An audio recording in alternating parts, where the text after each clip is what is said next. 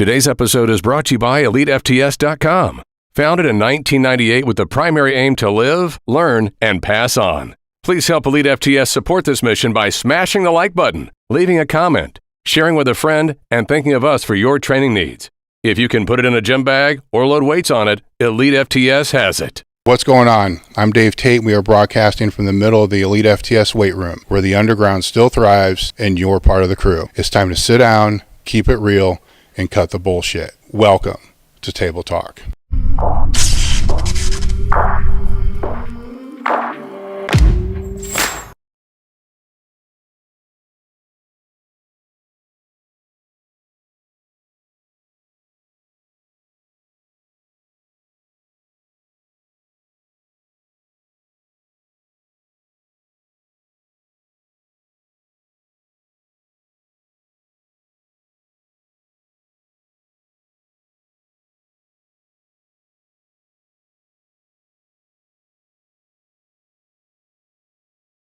.com. If you're listening to this right now, as in on YouTube being live, our annual equipment sale will end today sometime around 2:30 or 3.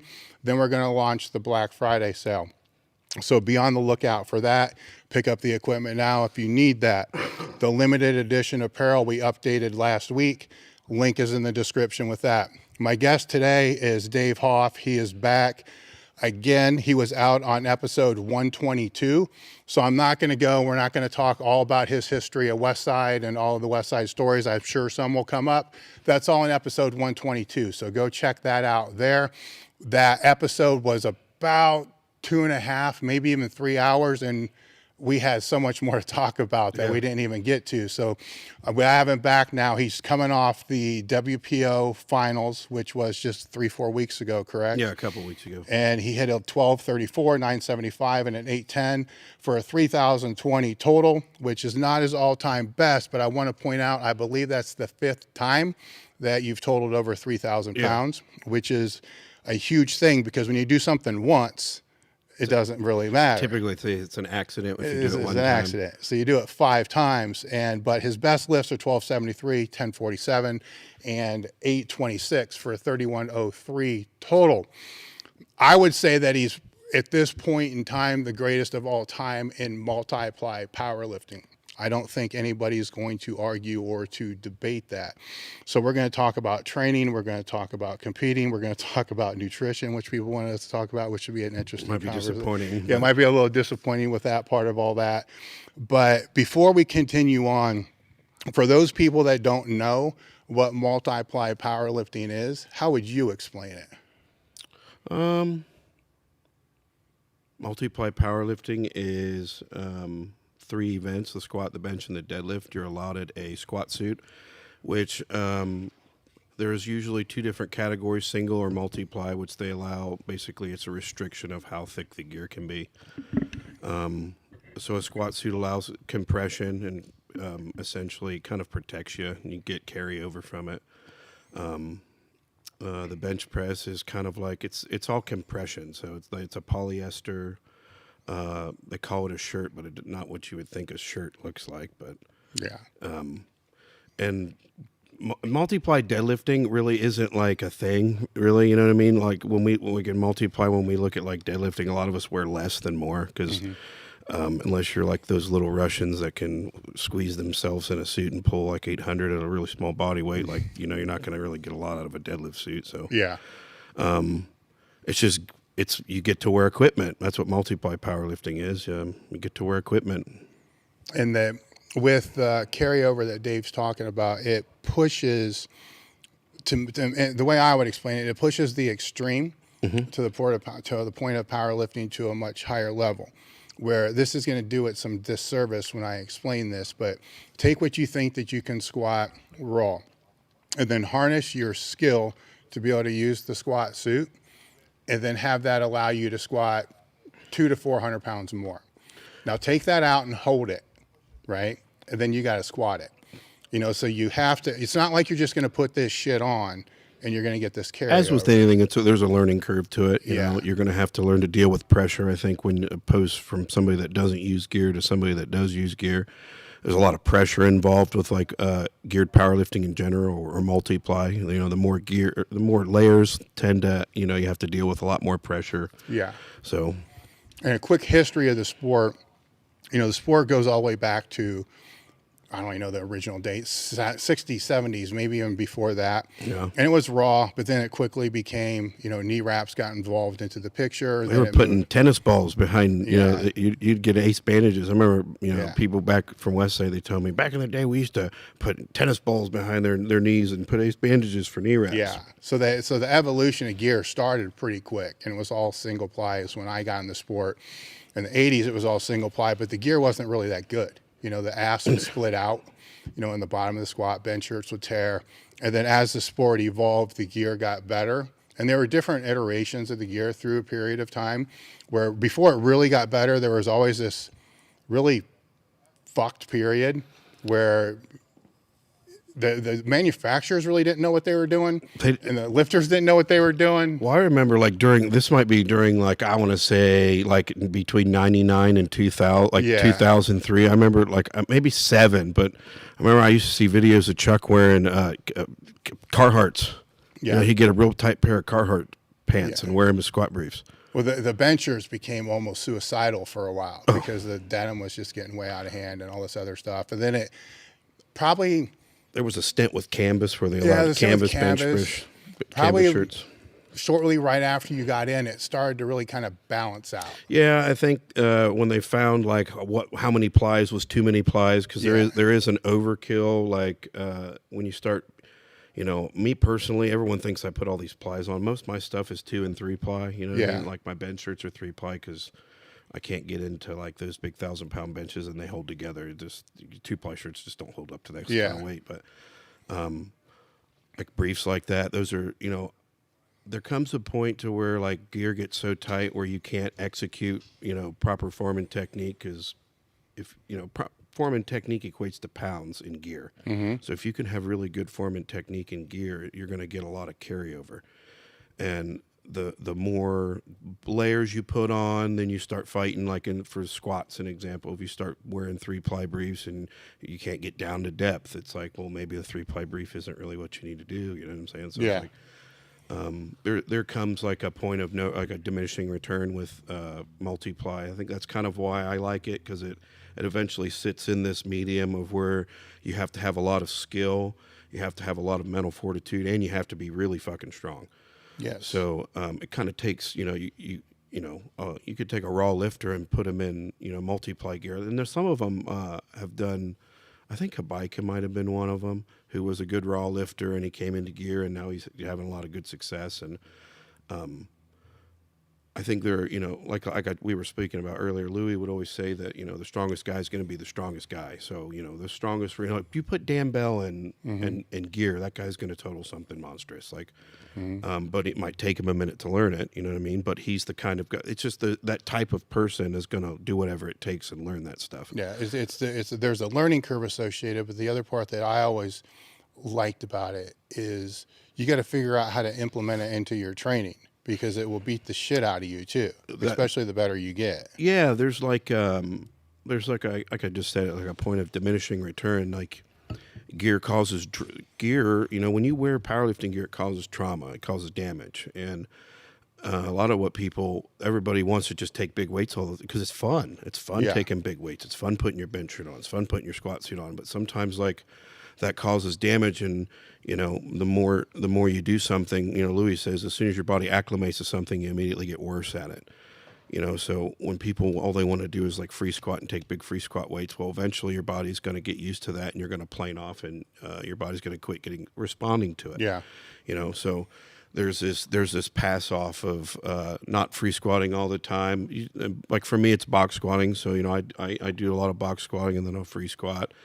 And you just have to, per the numbers that you do, like I was telling you earlier, you know, certain numbers cause like a level of trauma. So like, you know, like a 900-pound squatter isn't going to get the same kind of trauma that I would get. You know what I'm saying? So they might have to do more in an instance and I might do less. You know what I mean? Sometimes I say like rest is the workout. And a lot of multi-ply lifters will probably go a lot further if they practice that. It's not always about, you know, beating beating the dead horse to make it come back to life. Yeah. I think- What I liked about the gear myself, the multi-ply gear, is I never saw myself as being the best of the best, right? I was a good to great in that level. Not a great. I'm not saying I was fucking great, you know, but top 10. I mean, at the time, dude, 900-pound squats, Well, yeah. 1,000 was like the 1,200. Yeah. you know So what I mean? top 10, you know, rank in my class, but not like 1 or 2. But this is what I loved about the multi-ply stuff. If I learned my shit, if I learned my gear better and figured out what worked for me better, then that was able to take me from, say, like the 25 or the 30 to the 10, right? Genetically, maybe I'm not supposed to be in that top 10, but I could find this other skill, like any other sport has a skill. Yeah. You practice football, you practice hockey, you practice archery, all this other kind of shit. You practice that to master it, to become better. Powerlifting was just squat, bench, and deadlift. For me, it's like, okay, now we have this gear. Here's a skill. Yeah. So if I can tune in this skill, I can beat people who should be better than me. Well, I think that's kind of like what it adds, like, I don't want to say variables. There's a lot more variables when it Yes. comes to geared powerlifting. I think it takes, like I don't knock other forms of lifting away. I think all powerlifting's good. I think if people are powerlifting, it's good for our sport as a whole. But, so what were you saying? Sorry, to your point. Just you're talking about the different levels or the different components of gear. You know, that you have the skill component, then there's the training component, then the normal training component. So different levels of acquisition, skill acquisition. I just totally lost my train of thought. No, I get where you're going with that. Sorry, guys. That's all right. Let's go into, because the last time we spoke, you were getting ready for, or in the process of starting to get ready for the WPO, which now the meet's over. So how did that training process for the meet go? And then how did the meet go? So we'll just do like a meet recap. Well, like this whole year has been like a really weird, very tough year. Like just for me personally, like so, like in March, Louie died, and you know that kind of like turns kind of everything up on its end. With anybody that was close to Louie was kind of like, so should we still keep doing this, or you know, it's like. So, you know, all those thoughts ran through my head. Maybe it's time. Maybe that, you know, that era's kind of passed on. Maybe I should just go on with it type thing. So, you know, not that I thought I was going to, you know, quit or anything. But, you know, when somebody like him passes, it makes you question, you know, what you're doing. So, you know, Louie died. And, you know, that kind of has always been sitting in the back of my head. And then my fucking bulldog died. So, you know, I had a bull terrier from Chuck. He was 14 years old, dude. He's old. And my bulldog passed away, and that was tough. And so I was dealing with both those things. Like a lot of people, if you're really close to a dog, you might understand. But the hardest one was my father passing away. So in August, he passed away, and it was just a really tough time. And I had like come into a point where I had to just make a decision. You know, like do I. You know, life's not fair, and you have to just. Life doesn't care, so you really have a choice. Life's just full of a set of choices, and I could either let that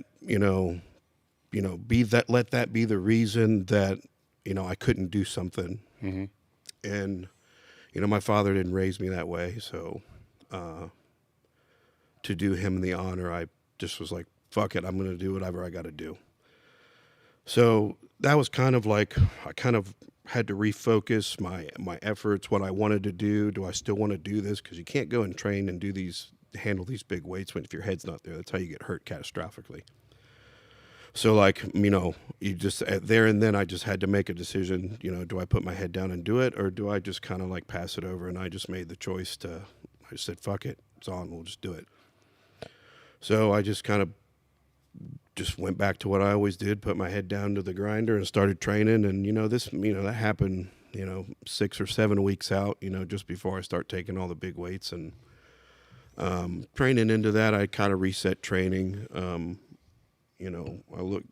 super introspective. Like I told you earlier, like I'm always like looking at, if there's a problem, it's got to start with me first. I don't try to point fingers outside of me. So I'm like, well, I haven't totaled 3,000 in a few years. I haven't hit some 1,200-pound squats. That's the reality. That's, I can do those things, but the reality is I'm not doing them right now. So I had to, I had to just fucking look into myself and fix some shit, So I, like I was telling you, I basically went back to 10 years ago and rerouted myself into 10 or 12 years ago. Started doing shit I hadn't done in 10 years, things that got me to where I was at. So it just kind of like, I don't want to say energized it, but I kind of refreshed myself on things that had got me to where I was, not things that were like keeping me there. When you're thinking about the shit that you had to fix, how did you go about that process? I mean, the realization that the numbers, you haven't been hitting the same numbers, but how did you realize what needed fixed and what needed fixed? Well, what was happening was I not that I felt tired at the meet, I just didn't feel like I was hammering weights. So to me that, I'm strong when I'm tired. If I'm handling the weights, I'm obviously strong. But if I can't, I call it putting the turbo, hitting it with turbo power. Like it's like a whole different, it's like hitting the jet engines on it. It's like you have this hydraulic press feeling of where, when you hit them right, you almost don't feel them. And those were getting few and far between. And like I said, I'm looking at myself, I'm like, I'm strong, but it's not translating into the meat. So I'm, to me, I thought I was tired and doing too much. I got caught up in, trying to push things up that were like training numbers, so like training percentages. I kept trying to push up to try to push a 1 rep max. So I'll give you an example. If I wanted to squat like 1325 or something like that, I was squatting for percentages of 1400 because I thought that I would land back at 1300, and it just didn't work out that way.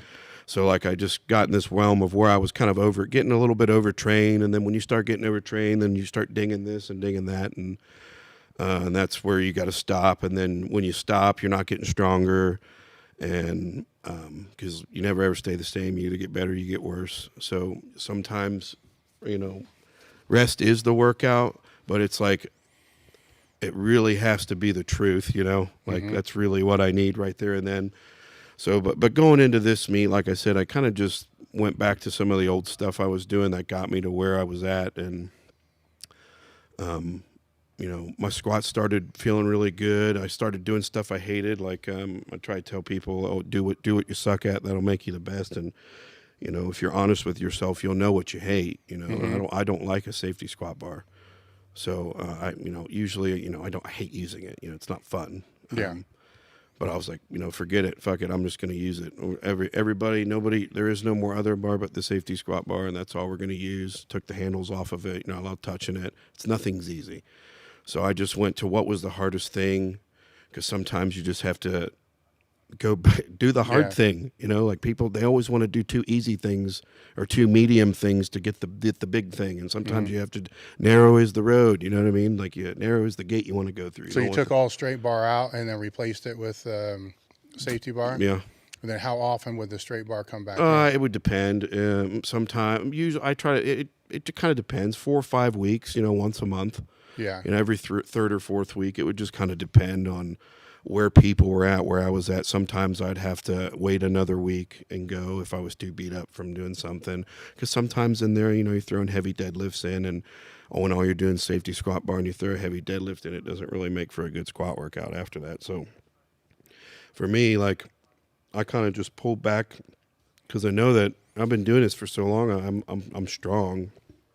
So I'm not going to get unstrong in 2 weeks. You know what I'm saying? So the squats were going really well. I was hitting, 1250s in training and stuff like that. I thought, I had gone back to what got me to 31, and to set a 3,100 pound total up, I have to set those numbers up. You can't just go the meet and do it. Yeah. Like I did it. When I did it, that's what happened. But then you'll hear me say results not typical. That worked one time. It didn't make all the, So I just went back. I'm like, well, I got to total something in the 3s first to set up a 3,100 pound total. I got to get my body to understand the sequence of weights that it's going to hit. It's like, well, I've already done these 2. I just got to add another one, and then there's 31. That's just how I think. Yeah. And so yeah. Now with your squat wave, last time you were out, you said it's essentially it's a 3-week wave, right? Yeah, it's like at the Westside split. It's really I always tell people it's really like identical to the Westside book of methods. We do 3-week waves of squatting. And then the 4th is your gear, though. Yeah, so that's where where I told you me and Louie would always have fits. Like he would always max effort lower to him squats. Heavy squat should have been done on a Monday because. So, I squatted on Friday, max effort lower or deadlift day, which I just dubbed a deadlift day, was on Monday. And I would try I would do a max effort pull variation. Yeah. And Fridays were just reserved for squatting. That's just what I did. And he would give me shit all the time. He's like, well, that's not max effort. I was like, well, it doesn't really, why can't I do it this way? And, then he just throws hands up and walk away. And I was like, well, you can't do it that. I was like, well, it makes sense to me. It might not make sense to you, but.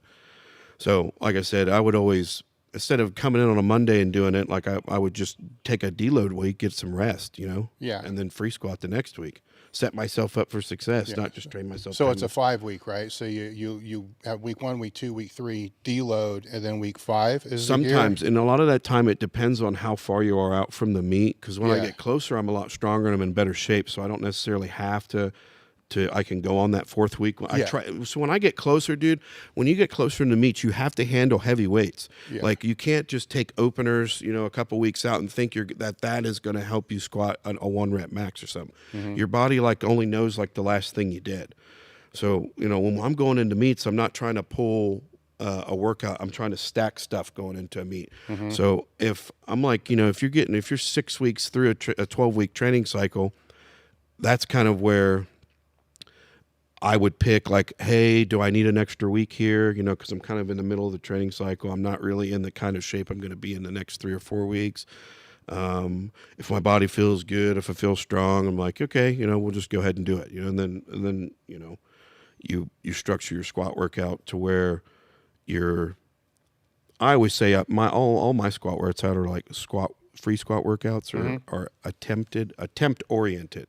So I just don't squat numbers, I squat the numbers I'm going to do, and I perfect them. So when I walk out on the platform and they're calling 1234 and everyone's like, oh, 1234, I'm just like, okay, it's 1234. It's I've already done this. I don't know how many times I've done it. I had squatted over 1230, I think 4 times in this training cycle. So to me, that was the 5th time. Just whatever. It's I did it all the other times. Why am I not going to do it this time?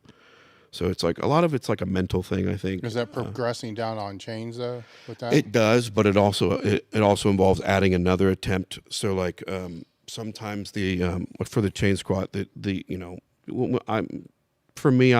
kind of just stay around a 2 for a lot of the times, and I'll start at 2s and then you'll add attempts and then drop the chains and then pull I'm getting kind of talking too fast, but so if I'm far out from a meet, I will take my first and second attempts on 2. So that might have been the 1165 and a 1235. 2 is the length of the chain. Correct. Yeah. The height. Yeah. And then when the cycle comes back around, I might stay on a 2-inch chain and I might work up to whatever I want my third attempt to be, which could be, you'd spend around 1300. Mm-hmm. So I'll take something around that weight, and so we're on 2-inch chains. So usually I learned this from Phil Harrington. Usually we would work up on a 2 and he would pull the chain and go back to the opener and do the opener to depth. So then you've reset your body to be at a lower chain. Does that make sense? Yeah.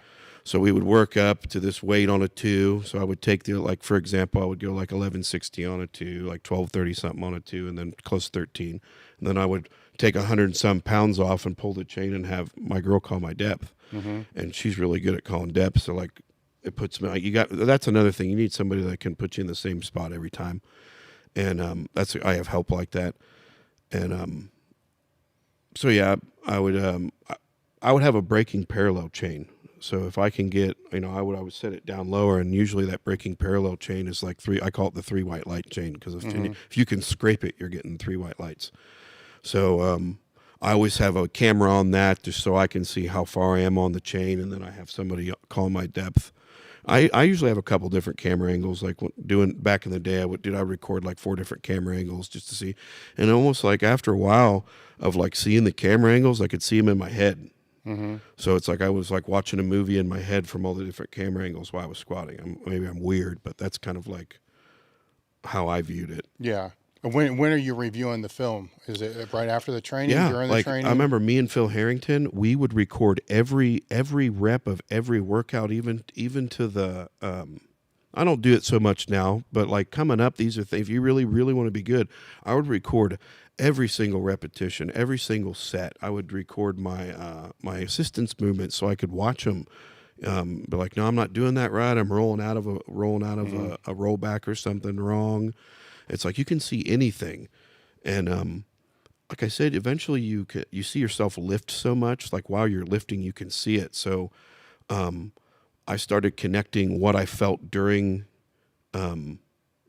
like the set. Like let's say I took 1,200 and I thought it felt like shit, you know. And I'd go back and watch the video and I'd be like, well, that didn't really look that bad. And I'm like, maybe that's just how it feels.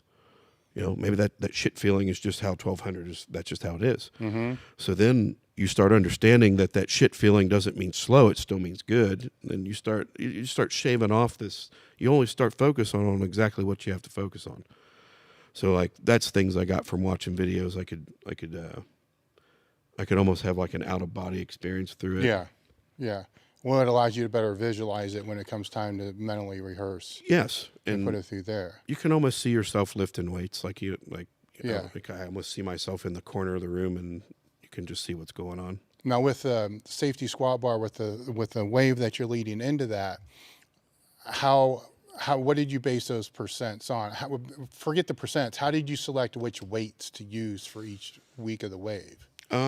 Usually you base it off what you've done in a meet. So like, you know, people that go, But it's a different bar. But that's to me, that's bar's a bar to me. Got it. Is it easy or is it hard? And there's only one way to make it easy, and it's to keep doing it. Yeah. You know, so like, I knew my numbers would be lower because traditionally, if you've ever used, like, you understand, it's the hardest bar to use, and usually you can be, you know, 50, 60, 70 pounds off of what you do with a straight bar or a giant cambered bar.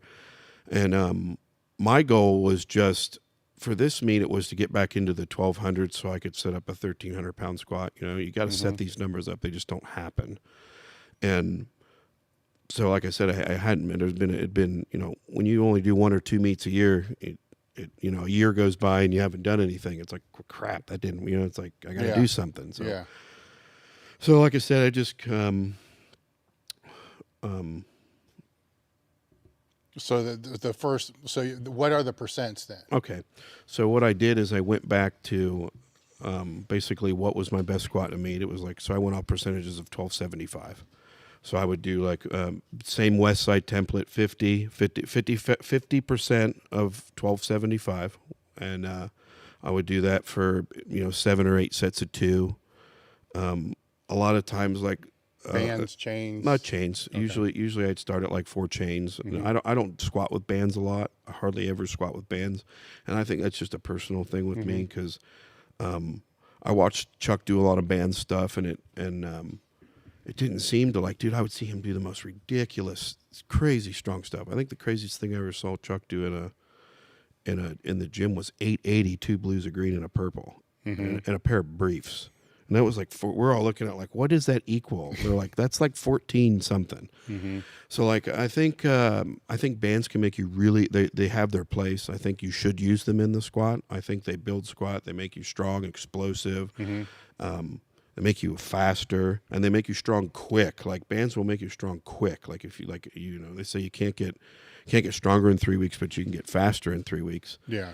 And that's where I think the bands come in. So like I still use a lot of bands, like on speed bench pressing, but the reason I don't so much in the squat is because of what it does to my shoulders. I don't know if I'm just I'm wider, and when I get out in bands, it feels like it does, you know, hunkers me in. But with a safety squat bar, it's kind of the same thing. It's just kind of it's just a different. It's like a kind of feels like a more locked, fixed position when you're with a band. You're like in just one track. Yeah. Or if chains are swinging or moving, you have the ability to kind of move or roll or get one. I mean, dude, if you put a band on a safety squat bar and you get one out of the groove, you're dead. Yeah. You're goodbye. Like, so.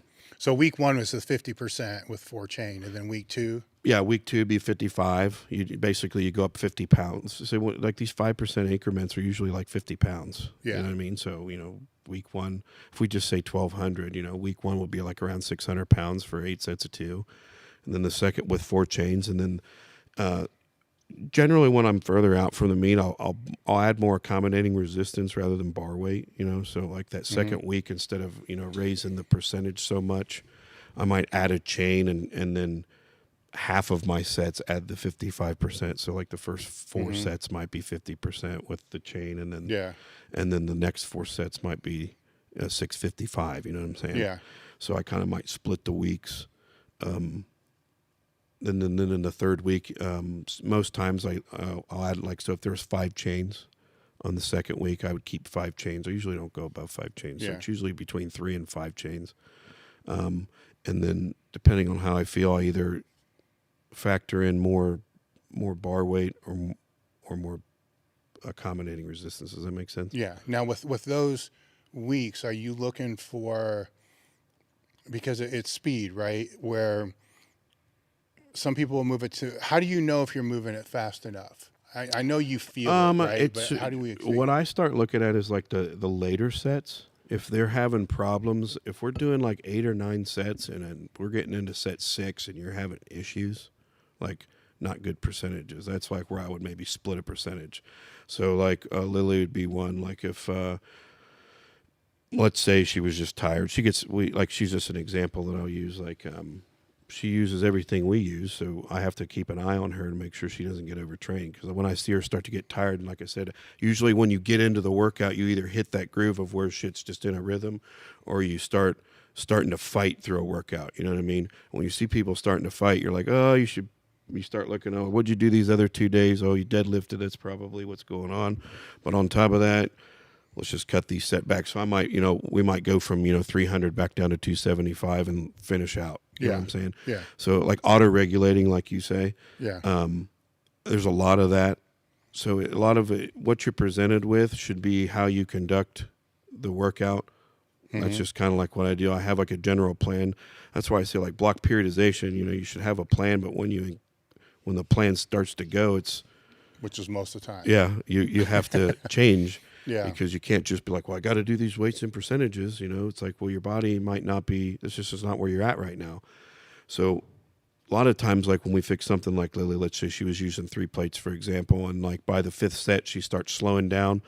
I might either just cut her off and be like, all right, well, you did 5 sets this week. We're just going to shut you down here, and we'll abbreviate, pull some weight off, and we'll add that extra set next week. You know what I mean? So you kind of make it up in a way. Does that make sense? Yeah. So you don't have it this week, we'll pass it off to next week. And then usually, when you do that, your body kind of, adapts. So you get some stimulus. Your body gives you something back. When you hit it with something, usually it'll hit you with, strength or weakness. You know what I'm saying? So generally, most times they always bounce back. And then what you look at is when you go through that 3-week wave again, you give them that 3 plates again, and usually they smoke right through it.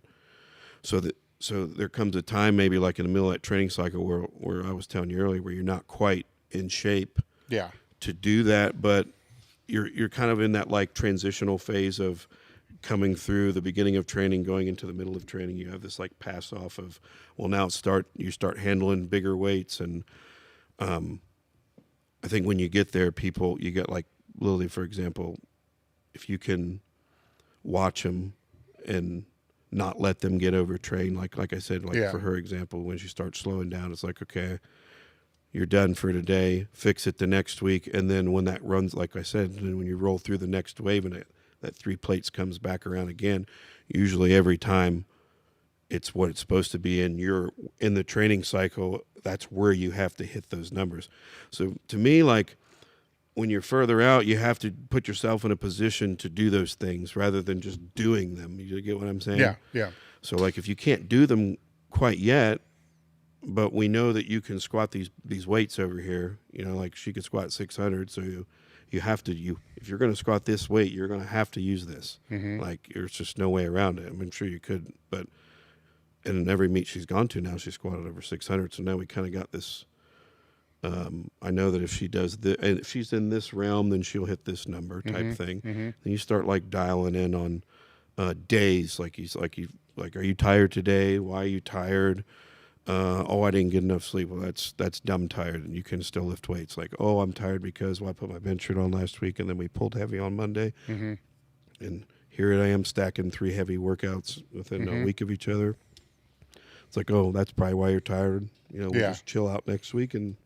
So then what in that case of them, because you're looking back, right, to see what created them being tired, but at the same time, it could be that their work capacity is just not where it needs to be. Correct. Right. So you got to make that call. It's a fine line. And like we talked about earlier with multi-ply powerlifting, when you only have so many training sessions to put gear on. Yeah. They're very they have to be on very specific days, and you might have a week leeway before or after. Like if you get up to it, I kind of like built in a week. Like if I pull, like I have to free squat this day, this many days out from the meet. If I get there and I'm like, dude, I just cannot do this. It's like there's a week built in. I've done it enough to know where, if I don't hit it on that day that I prescribe it, that everything will still be fine. So like, I call it just, setting yourself up for success. A lot of people don't build that into training and think that you don't necessarily have to have everything right now. You have to have it when it matters. And that's kind of like my thing. I think that's probably why I've lasted so long. I've not, I give myself time to get into the realm of lifting big weights. You know what I'm saying? And there's just a little bit of it's a process, Now with that same case, you get through the first exercise and it's got to be changed, right? Down regulated per se. What do you do with the secondary and then all the supplemental exercises after that? It kind of depends. I usually keep that stuff. You know what I mean? Yeah. It's usually never really heavy. You know what I mean? Yeah. A lot of my assistant stuff is more therapeutic than it is. I always kill the main exercise, and whatever's left, that's what assistant. That's just how I was. That's how it was at Westside. You killed main exercise, and whatever. Half the time you would struggle through all the assistance movements because you were so blown from the main exercise and getting screamed at, and everything was just shocked. Like you couldn't do nothing after that. So, a lot of times when a workout gets hard like that, it's a lot of, and I leave it up to the guys and the girls that I train with. I look at them like, you guys got to be. I can't be your daddy. You know what I mean? Like you have to be honest. Like, are you just don't feel like being here today, or are you really sick? You know what I'm saying? Like I don't have to live with that. I tell them it's not my squat. You can do whatever you want. It's not my squat. Usually when I start talking like that, they're like, okay, what do I do? It's like, because in the end, it's not my squat. It's like, I'll tell you what I think, but you're going to have to be honest with yourself. And if you can do something, you need to do it. You know what I'm saying? So that goes back to your question. Basically, if those sets get hard, you can all the assistance movements like reverse hyper, sled dragon, any kind of like hamstring, quad stuff, like those are all easy. You can still do that stuff. You know what I'm saying? So I don't really pull that stuff away unless you're just getting fucking stapled or something. Like why did you show up today? What are you doing here? Like you need to go home. I don't think a reverse hyper is going to help you.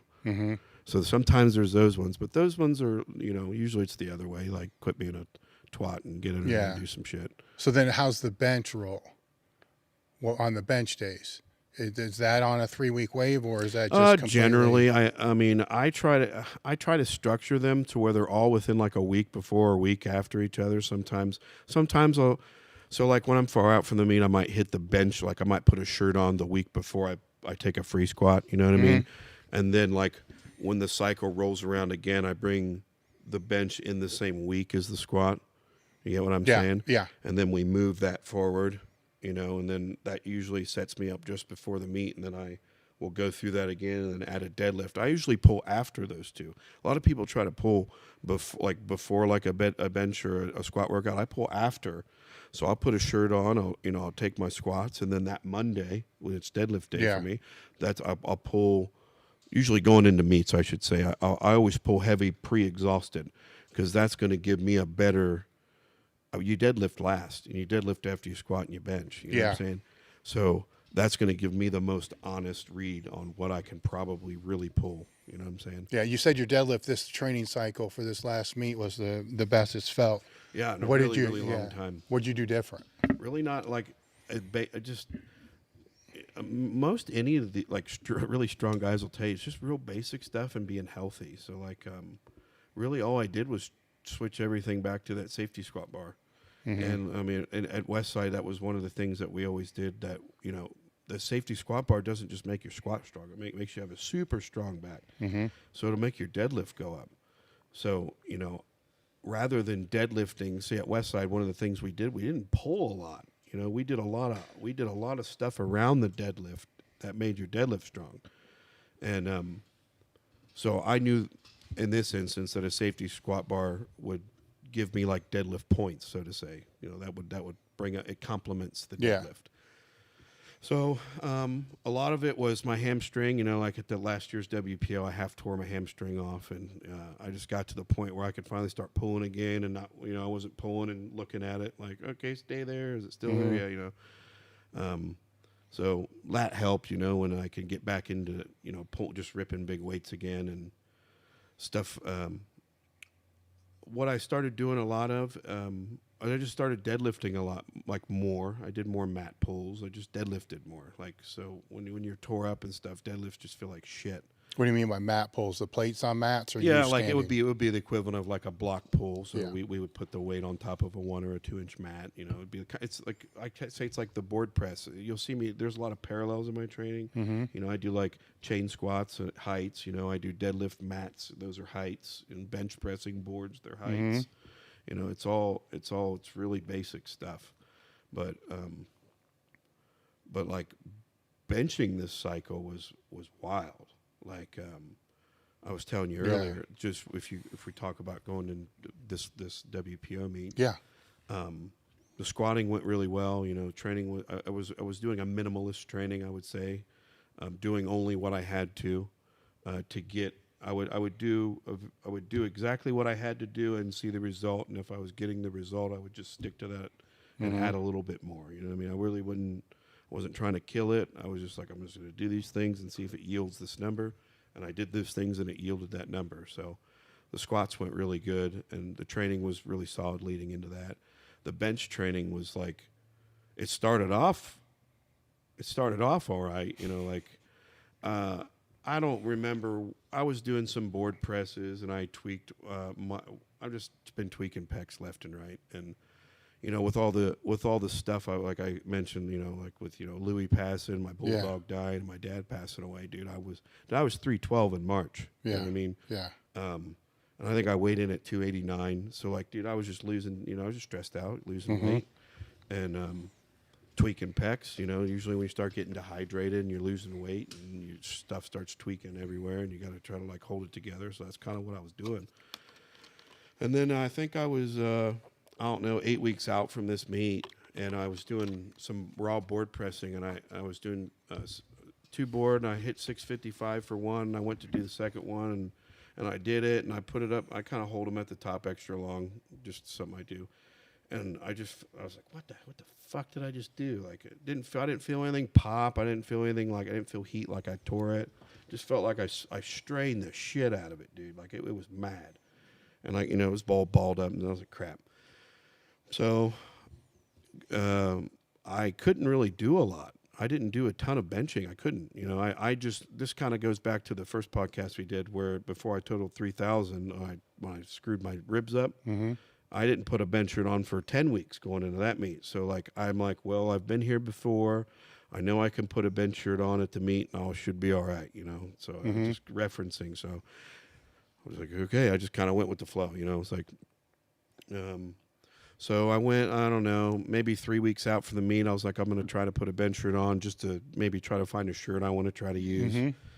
And I put a shirt on, and they handed me like 935 or something like that, and I pushed it up, and I felt my pec twinge. I was like, man, like I'm 3 weeks out from this meet. It's like yeah, like it's hard. You know what I mean? Because you know what you can do, but you know if you do it, you're going to hurt yourself. Like I know I can physically do more right now because this doesn't feel heavy. I'm just feeling this. But if I do more, this is going to tear, and then I won't be able to do anything.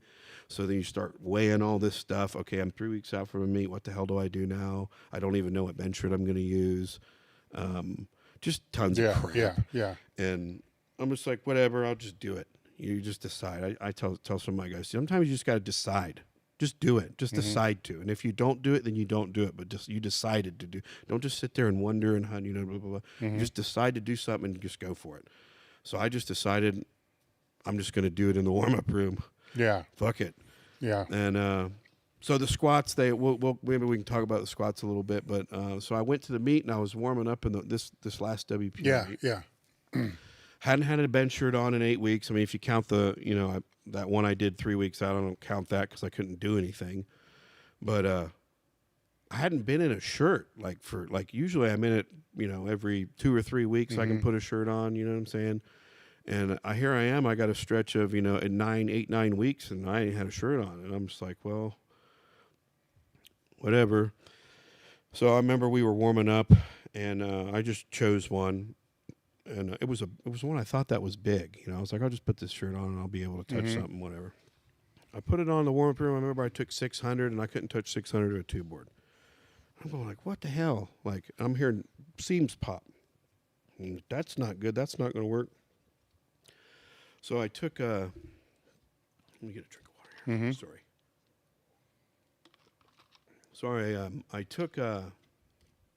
I took that bench shirt off, and then I was like, give me another one out of there. What's that one say? And it was a bigger sleeve. And I tried that one, and that one basically cut me in half. So I remember I went to like 700, and it came down, and it felt like it didn't do nothing.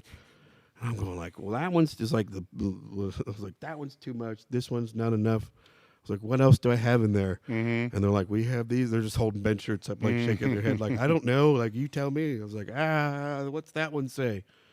And he looked at it, and it said WPO on the tag. And I was like, what's the sign? Give me that shirt. I'll take that one. So I just put that shirt on, and I remember I took one more back there. I took 875 to a one board, and I just put that shirt on, put 875 on, took it in the warm-up room. And I didn't feel my pec. I was like, okay, well, don't move. We got one. I'll just try it. Here we go, So I remember I opened with like 925. I lowered it big time. I just didn't know. Yeah. And so I did it. It was fine. I was like, okay, sweet. I'll take 975 was my second. And it felt fine. Like, just, to me, those are just numbers that I should always be able to do. Yeah. So, like, when I say you conquer numbers, Yeah. I've conquered those numbers years and years ago. Yeah. So, like me, I'm just revisiting the town. Oh, hello. How you doing? Like, been here before. Remember me? So, then by that time, I just felt like that strain feeling, like in my shoulder and my pec. Like if I did another one, I'd probably do something to it. And usually that's where people were like, well, I'm at the meet. I just kind of like,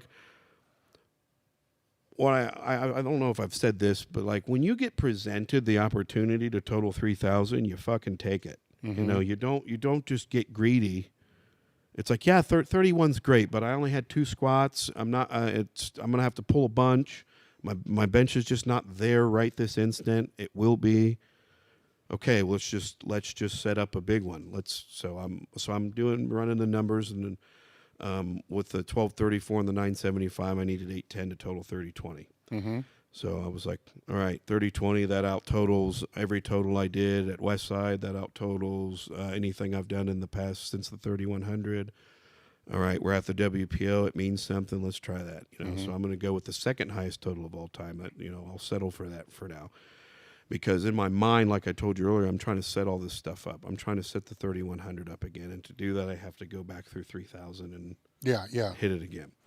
So that was kind of like my mentality with that. So, well, when we talked before, you mentioned something that resonated, because I thought about it a lot and continue to think about it a lot, that lifters have this journey, right, where it goes up and it stays kind of stagnant for a few years. And that's really where most quit, because it's fucking hard, right? Because you're doing all the work, but you're not seeing any result. it's terrible. Right? It's a terrible feeling. And then it starts to go up. Are you realizing that that's kind of where you're sitting right now?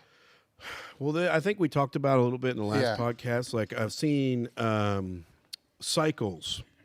I've seen pattern. So I've seen enough cycles and patterns. Like I compared this to Greg Panora. Like I saw if Greg Panora would have just held on another year, that dude would have totaled 28 or 2,900. Like, and people, you know, I think AJ kind of came to that point where it was like, it's like, do I take a, you know, his thing was, do I take a chance at dying or do I take this chance? And it's like, you know, he decided to do another thing. So, sorry,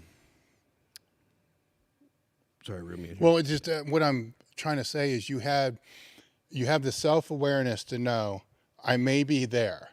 You know, I may be going through that funk. So right pattern now. cycles. Yeah, So that's what I'm trying to say. I guess like I've done this. I mean, I think this is year 19 for me. Like I've been competing in powerlifting meets for 19 straight years. Like I haven't had a year off. Yeah. Every year I did something.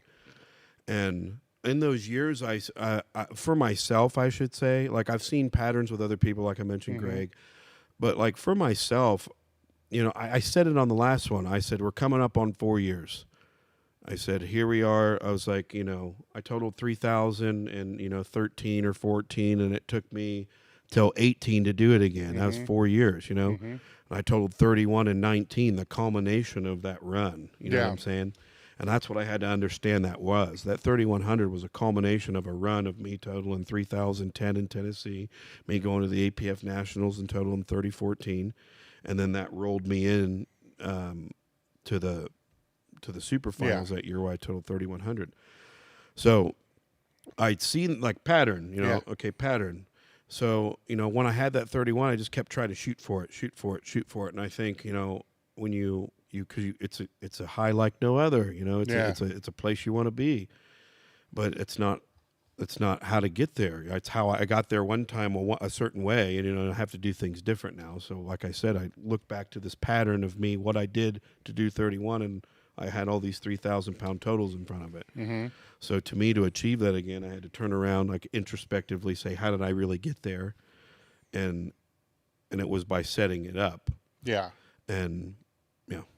So that's by setting it up and doing what you did, you know, and reevaluating expectations and, you know, regulating the training a little bit more is probably why you're not all tore the fuck up. Because most people are going to get super tore up trying to beat their head against a wall. Well, I try to tell people there's no $1 million check in this. Yeah. It's like if there is, the government must keep that money because I ain't seen a nickel of it. You know, like we don't get paid. We don't get paid money to do this. Like it's not like I don't want to say it's a glorified hobby, but it is. You know what I mean? Like it's not. You can't make an actual honest living off being a power lifter. I mean, it'll give you nice life perks and you can get some nice things along the way. But that's kind of my whole thing. Like, I run a business. I can't get myself hurt. You know what I mean? If I do, I can't work, you know? So it's like, I always have that in the back of my head. So it's like,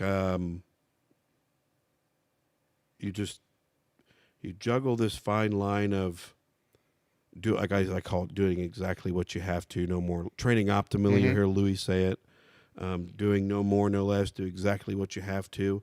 And sometimes finding out, and that's a journey. A lot of people don't understand. Finding out exactly what you have to do is a process. And sometimes that process can take years. And a lot of people, like we talk about, they go to that 3-year mark and it gets hard and they quit.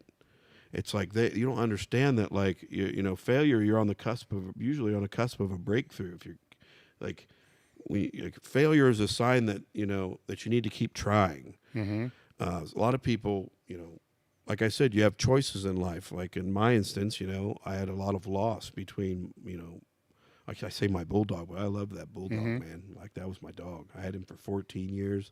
I got him from Chuck, and, it was like that dog meant a lot to me. It was like my buddy. And then my dad died, and that was really hard.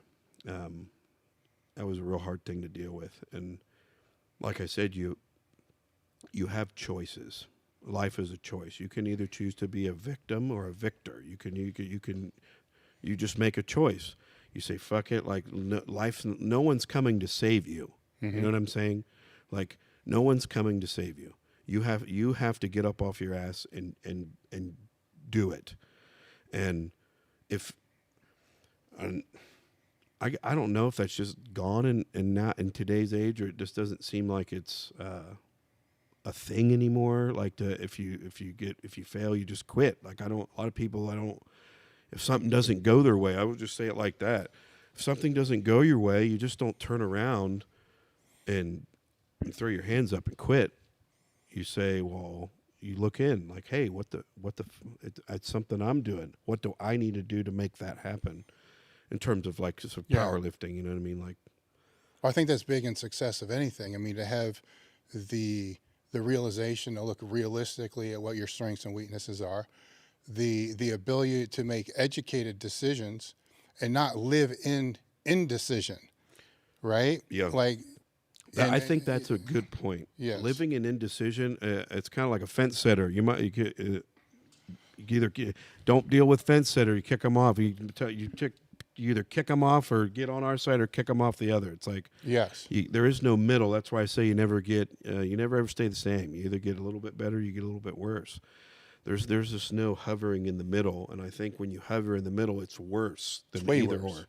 It's worse than either or. And what is a decision in itself? Yeah. You know, but you know, looking through what you were just talking about with your bench, you know, going back to when you strained it in training, you know, there's that processing, like, fuck, here, I trained it. You're mad for about 15 seconds, but then you can't be mad anymore because you have to make a decision. You have to be a man. You have and a woman, or you have to be like, you have to be the boss. You have to be the boss of yourself. You know, so to say, like, you have to just pull your fucking pants up and make a decision. Like, and it could be about anything. Like, it could be about training, or it could be about anything. But that's that.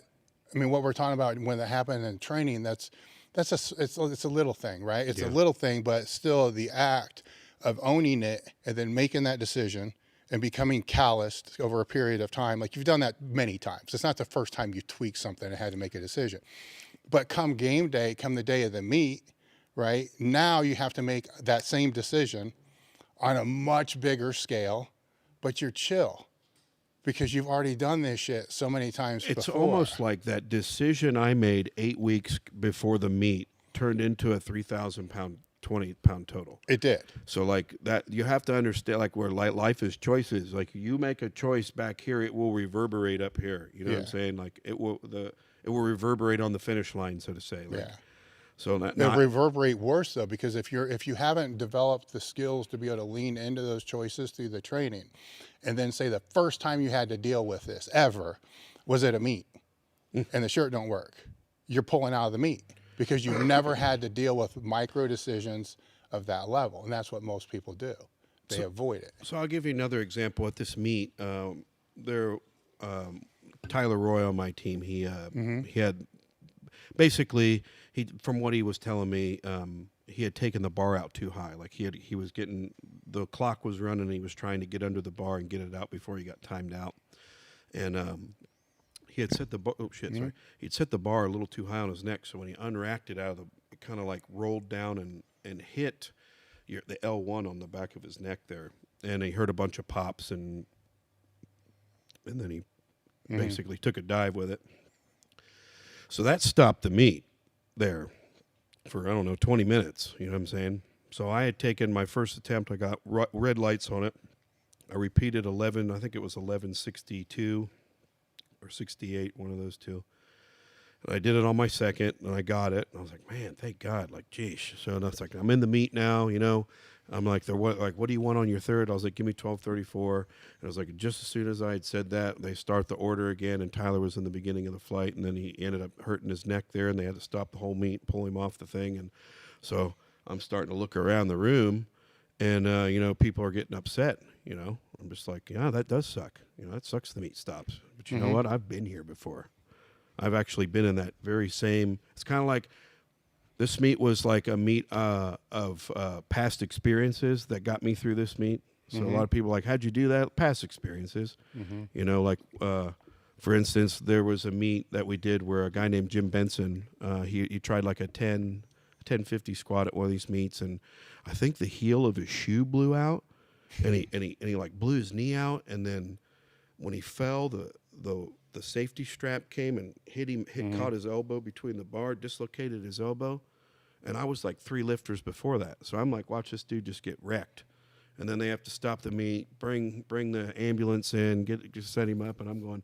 And I think that was my first 1,200-pound squat, or the first time I tried to squat 1,200, or I did. It was that day.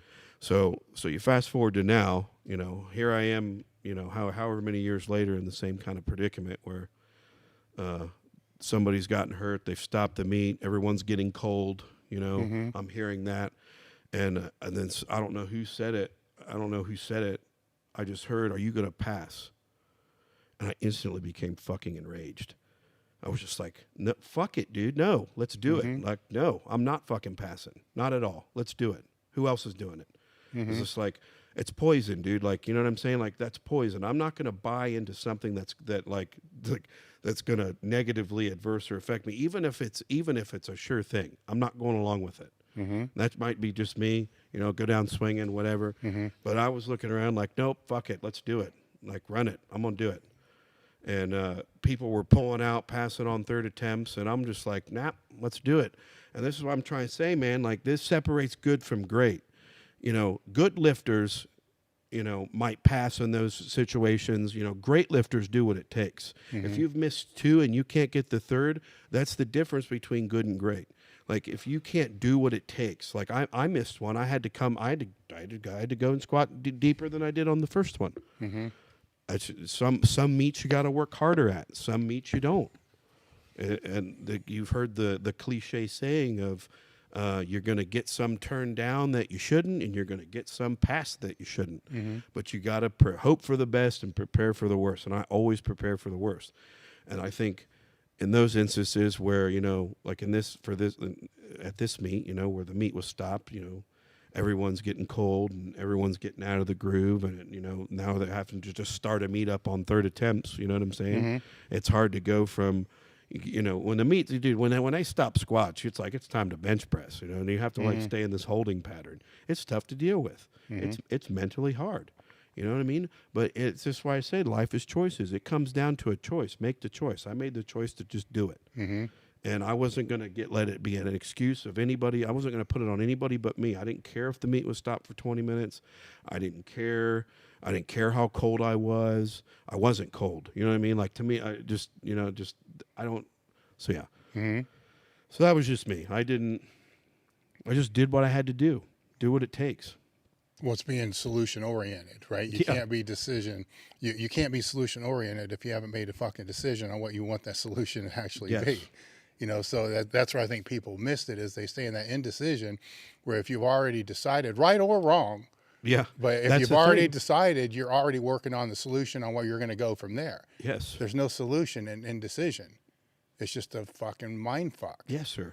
Everybody knows, you know what I'm saying? This is the crazy thing. It's easier said than done, man. Like, and this stuff that you just don't wake up with it. You know what I mean? It took me a lot, being in the fire. You know what I mean? Like, I always went to the hard meets. I always went to the worlds. You know what I mean? Like the APF Nationals, the WPC Worlds, any of the WPO, super finals or the semifinals, anything like that, dude.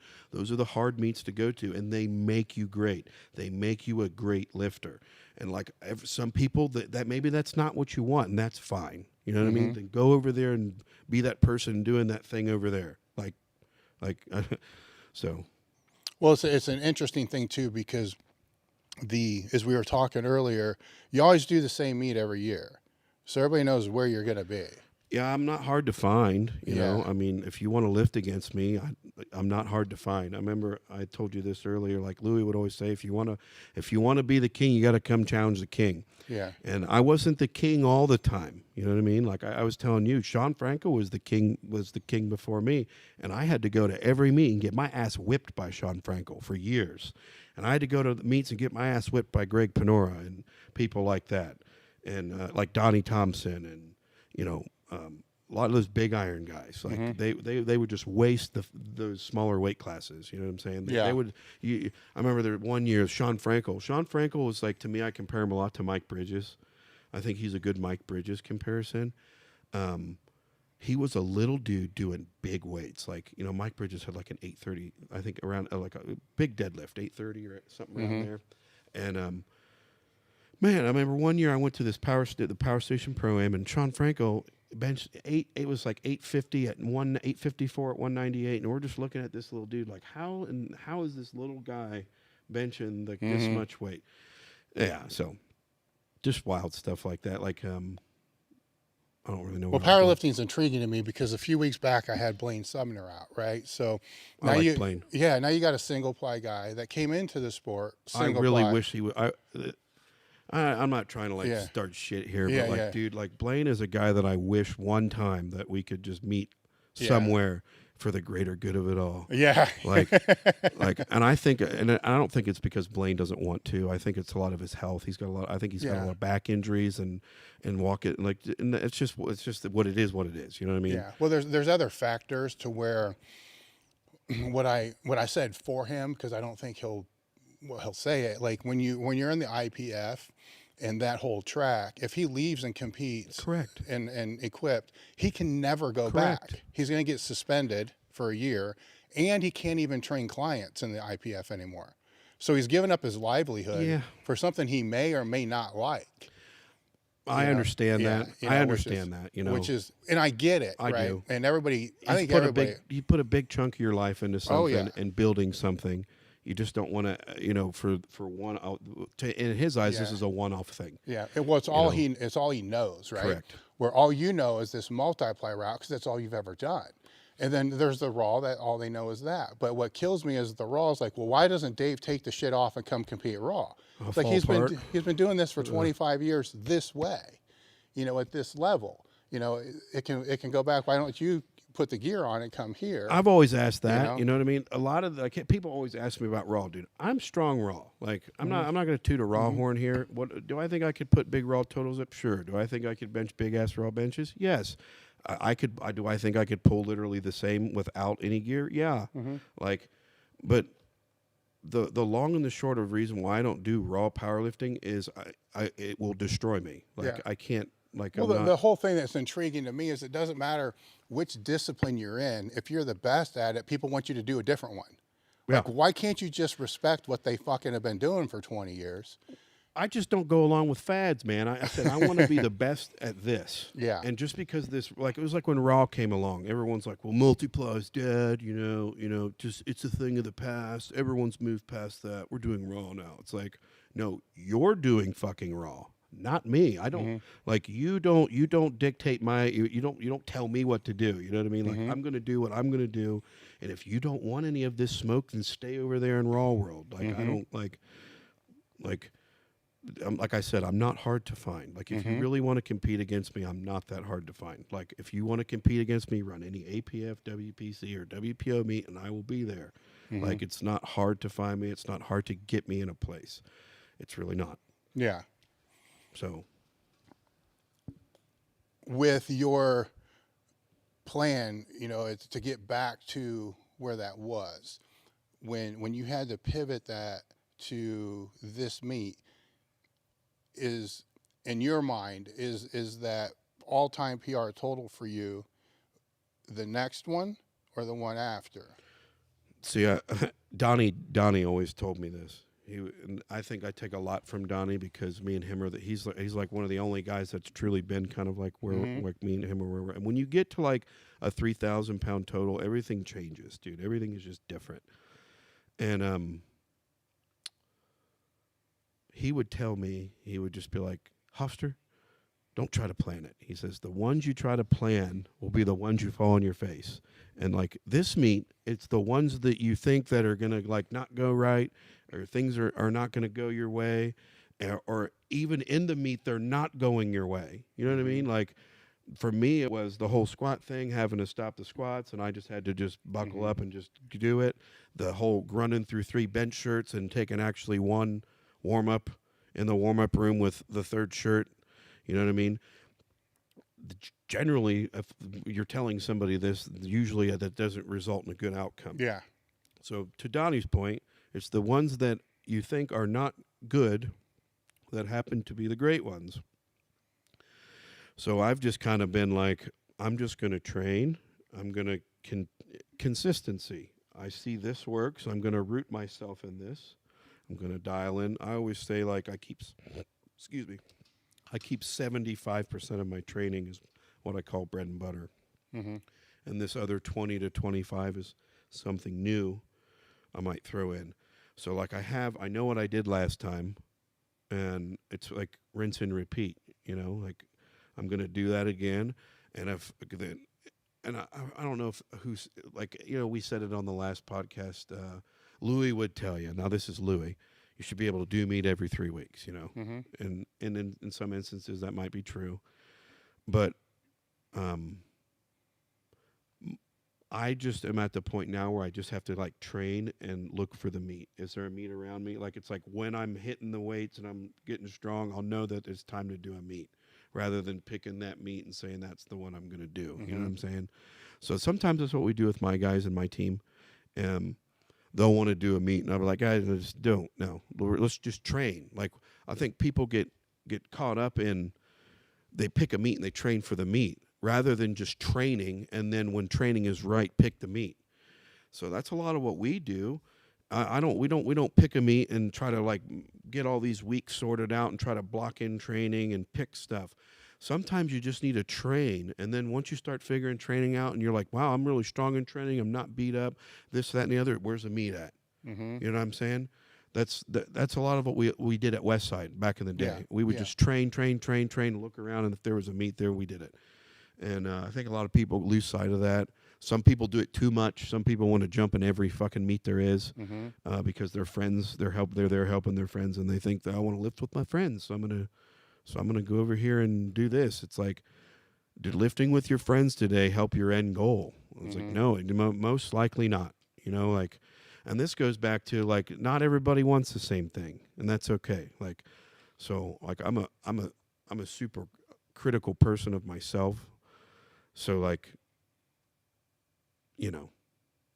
it's hard for me not to want to criticize others when I hold myself, and I guess maybe I just hold myself to a different standard than other people, and the people around me hold me to that same standard. You know what I mean? I like convey to them what the standard is and what I expect, and it's up to them. I don't want to compare it to Westside, but it's a lot of the same. If you're not contributing, if you're not here helping the end goal, then you're not going to last here. It's like, and I think people need that. Like, you need that, like, consequence. This is what I was telling you before. There's no consequence in a lot of this shit. Some of these guys in this last meet felt consequence. They felt consequence. That thing I was talking about. There was something. Let's just get introspectively. We can blame anything that happened at the meet. I don't blame one thing that happened at the meet. I thought the judging was fine. I didn't think that they were, I will say you want to call it strict judging. There's been some meets where I felt like I had to work more to get lifts, and it just felt that way in the squat, and that could have been that I maybe hadn't squatted in a meet all year. That could be me, So I think people are quick to blame judges and blame meet directors. And there's like a way to get your point across. And I think this generation of, oh no, this went wrong with me. As soon as I walk out of the meet, let me make a bullshit Facebook post and put everybody on blast. Like that's going to fix anything, that kind of stuff. It's like, be a man, be a woman. If there's a problem with something, how do adults fix them? They sit down, they talk about it, like, hey, these are the things I like, these are the things I didn't. You know what I mean? I like these things, maybe changed, if you want to have better outcome next time. And that's just if you have a problem with anything, like with meet directors in general. So I think people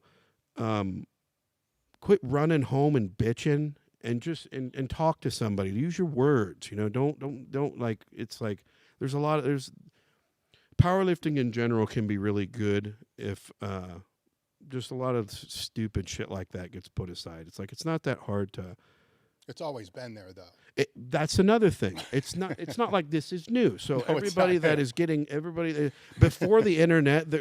See, I lifted in the time before Go Heavy. Remember Go Heavy? Yeah, oh yeah. So I come from the time of like the forums where they just rip you apart on a forum. You didn't have Facebook or that shit.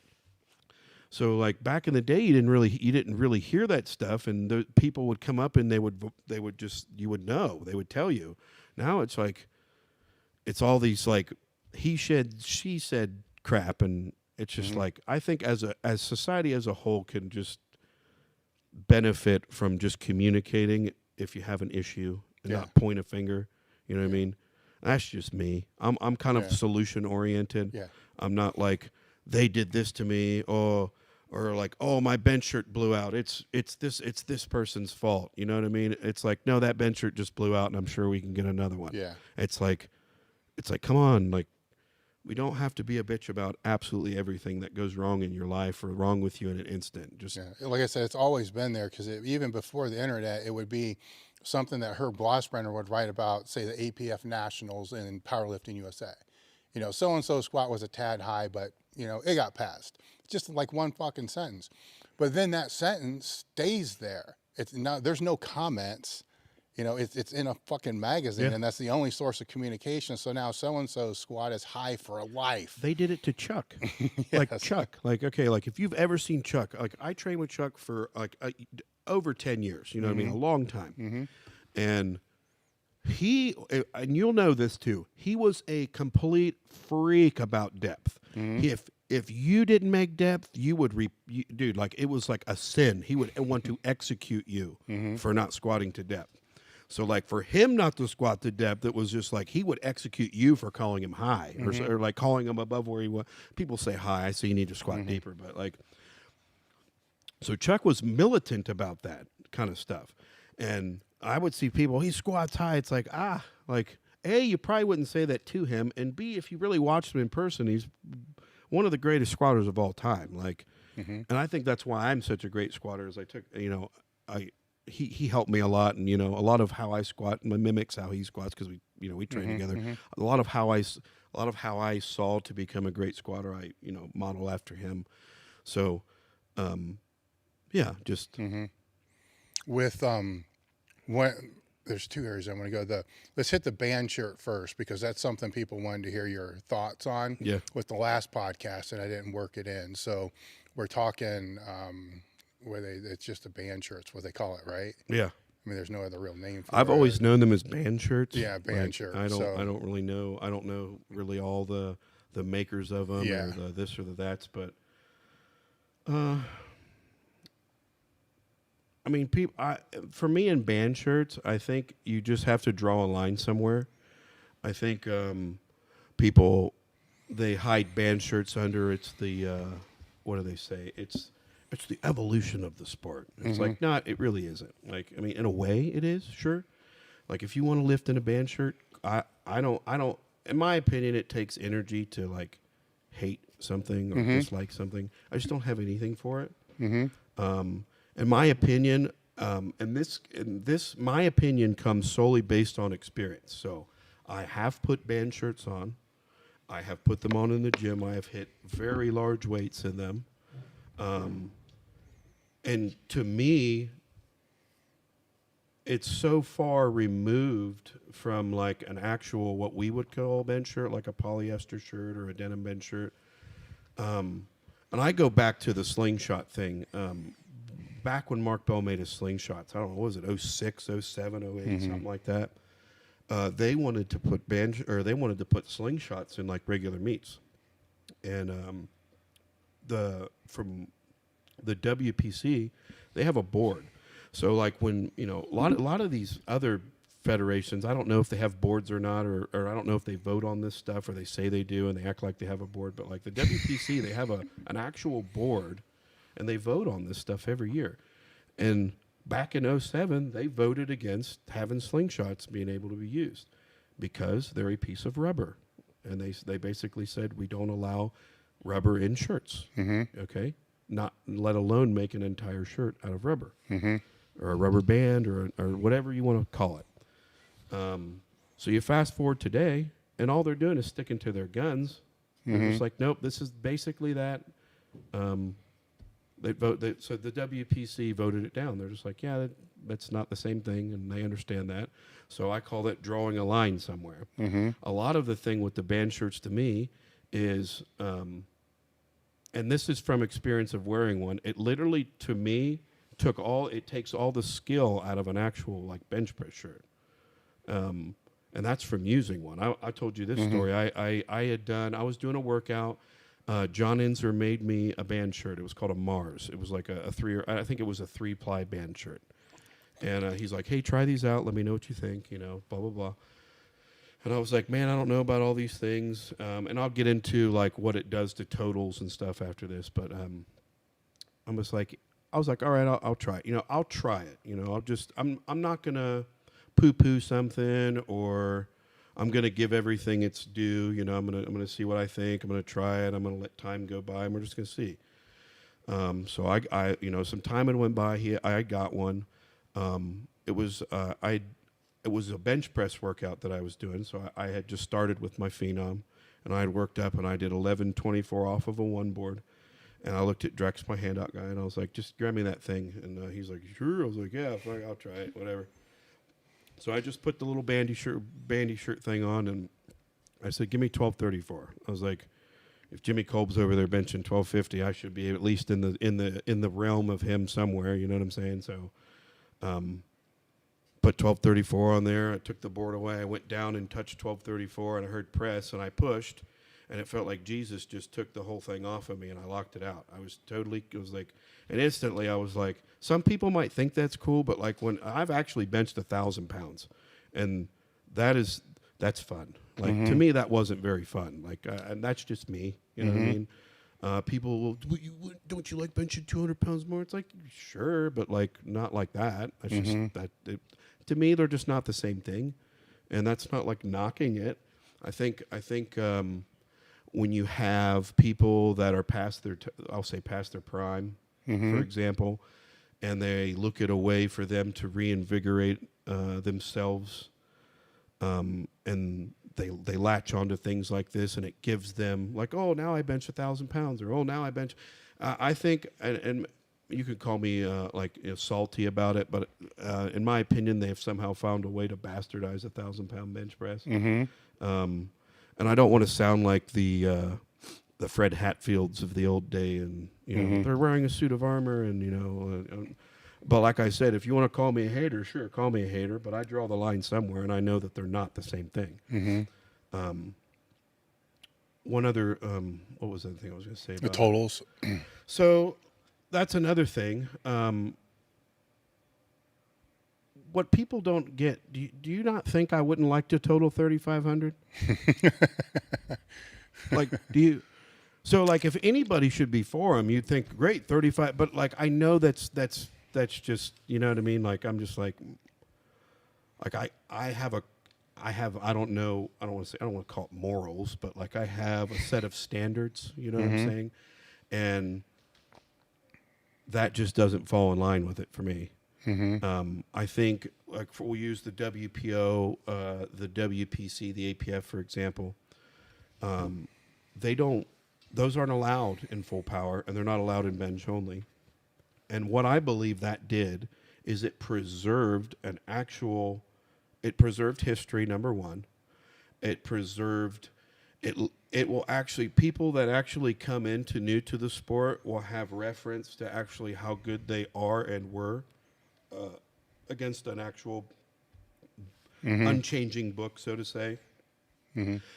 I think that, like, when you throw band shirts in and you got dudes that are benching 600, dude, I seen dudes that are benching 650, that can't bench 650 in a Phenom, benching 1,000 pounds, and people are like, oh, you're a 1,000-pound bencher. It's like, I mean, kinda, sure.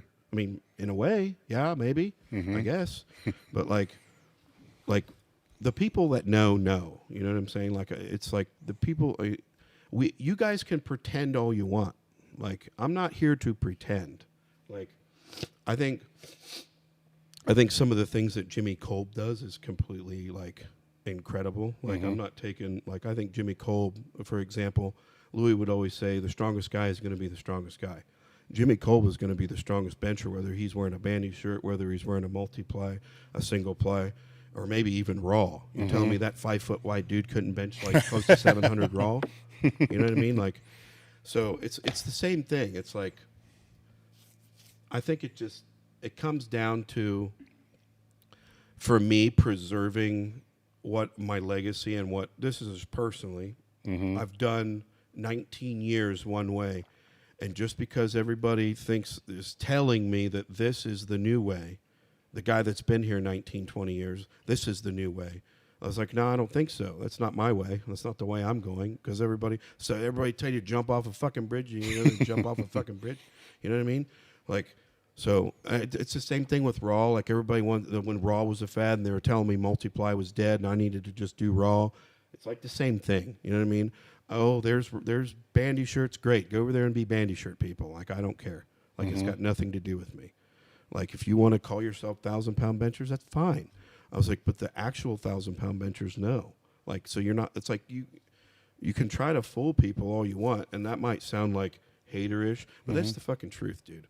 Like, let's just call it what it is. You're using a big giant band shirt, and that's fine. Like, I don't, But I think when you start bringing them into like totals and stuff like that, and then you start comparing them to a relative constant from the past, 35 or 40 years almost. I mean, what were we talking about? Gear was coming in the late 70s. Then you had, through the 80s, you were talking like, you had your Z suits and your blast shirts, and then before you know it, Inzer starts finding the new polyesters, and that it's been relatively the same for about 30 years now. That's kind of what I'm saying. And it's just like all of a sudden, it's like I'm not going to pretend that's just how it is now. I'm not, You can pretend that way, but reality over here states something different. So, yeah, did you put 1,000 pounds in your hand and go down and get a press call and lock it out? Yeah, you did it in some fashion or form or sense. Yeah. Yeah, but I'm sure there's a bunch of ways to drive 150 miles an hour in a car. You know what I mean? Like, some people use drag racers, some people use McLarens. You know what I mean? Like, so it's like, yeah.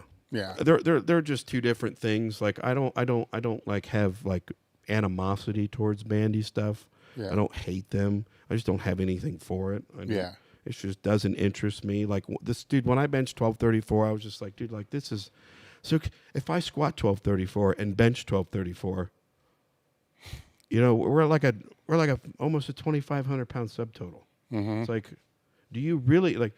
I don't know. It's like that's what I'm saying. Like, do you really? And to that, it's not like it's helping them anyway.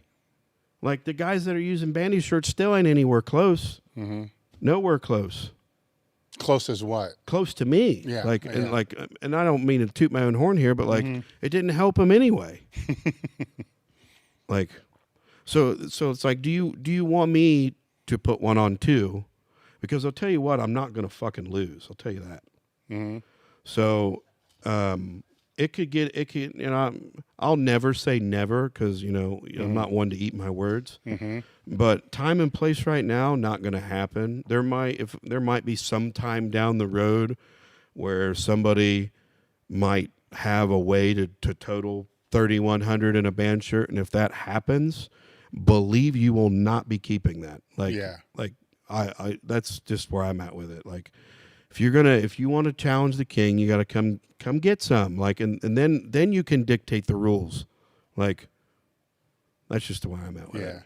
The one of the topics people wanted us to talk about, or what they wanted me to ask you about, was nutrition from the last podcast. It's probably going to be a short segment. You might be surprised because I live with my other half. She was an IFBB pro. Yeah. So she worked with a lot of like Mike Francois and stuff like that, and Mike Davies I think was another one.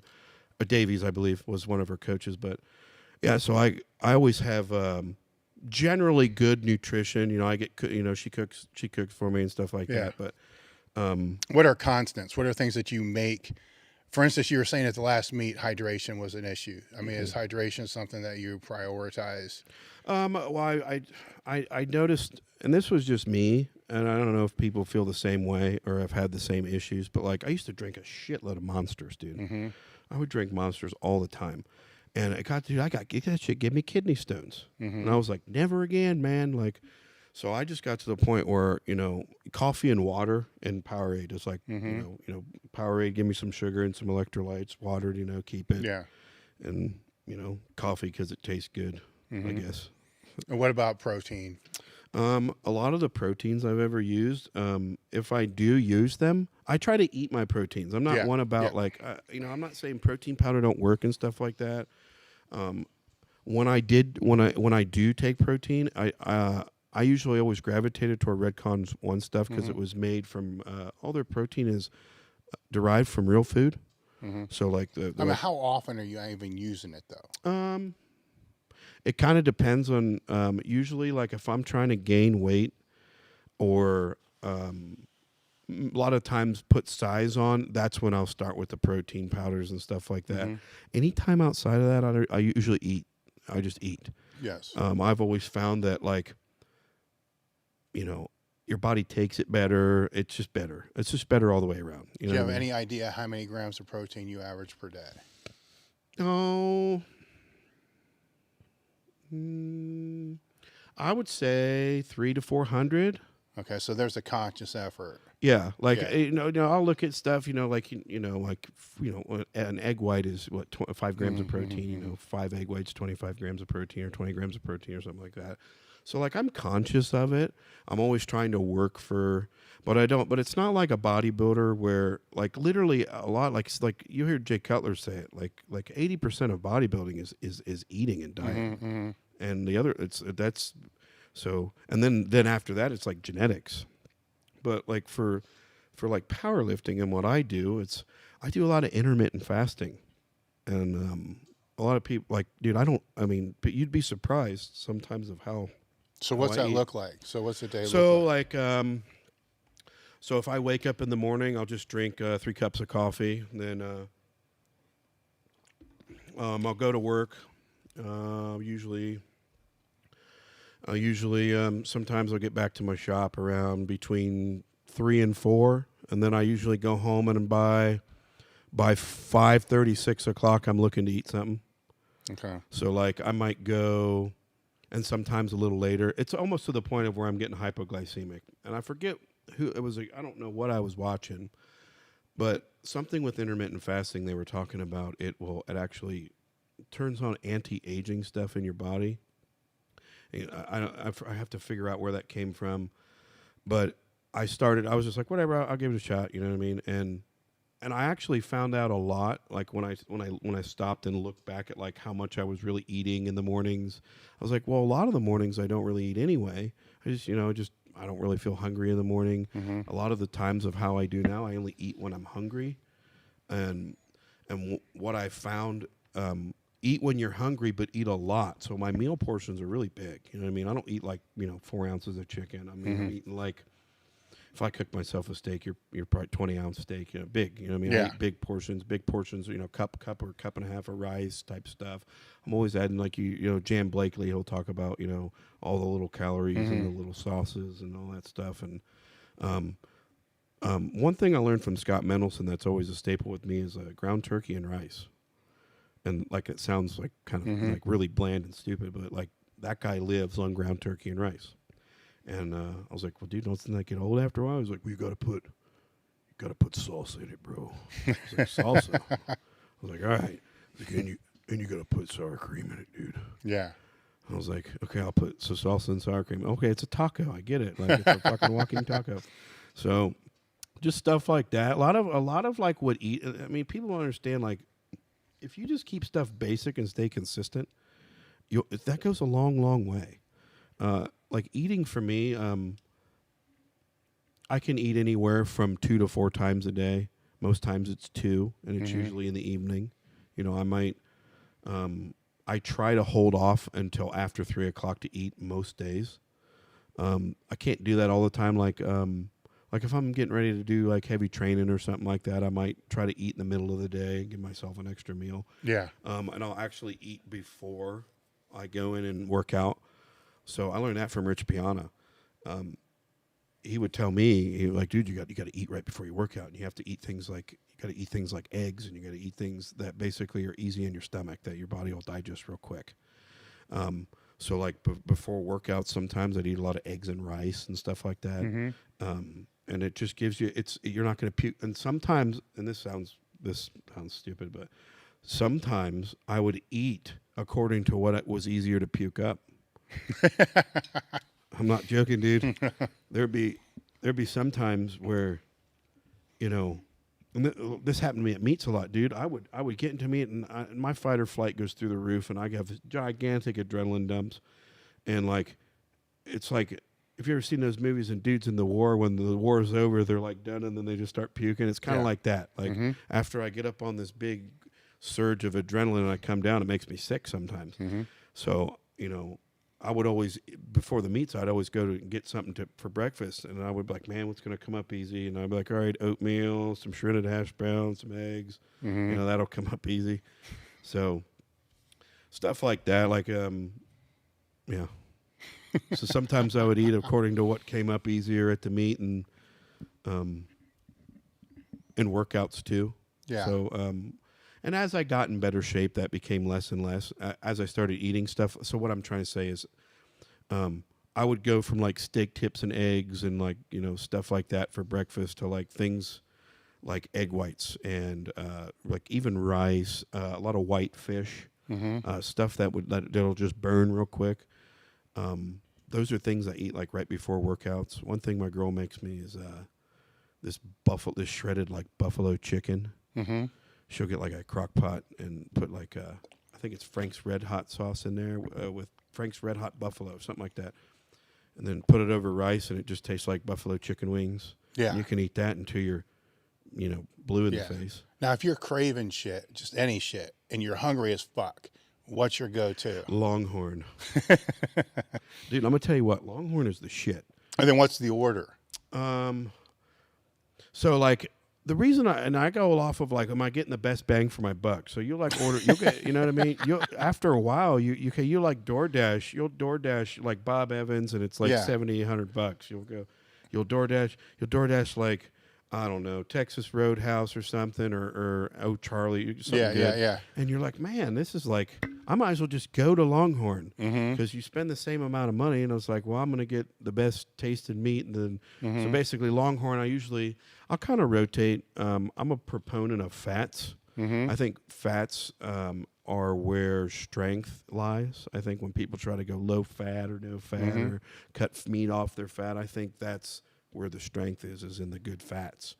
That's why, and I think those good fats help with inflammation, stuff like that. You know, like fish oils. You know, those mega fatty acids and shit.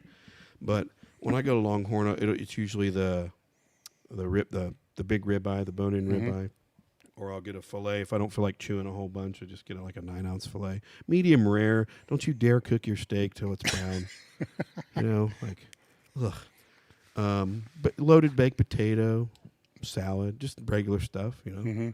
But that goes a long way. But if that's usually what I eat a lot of the time anyway.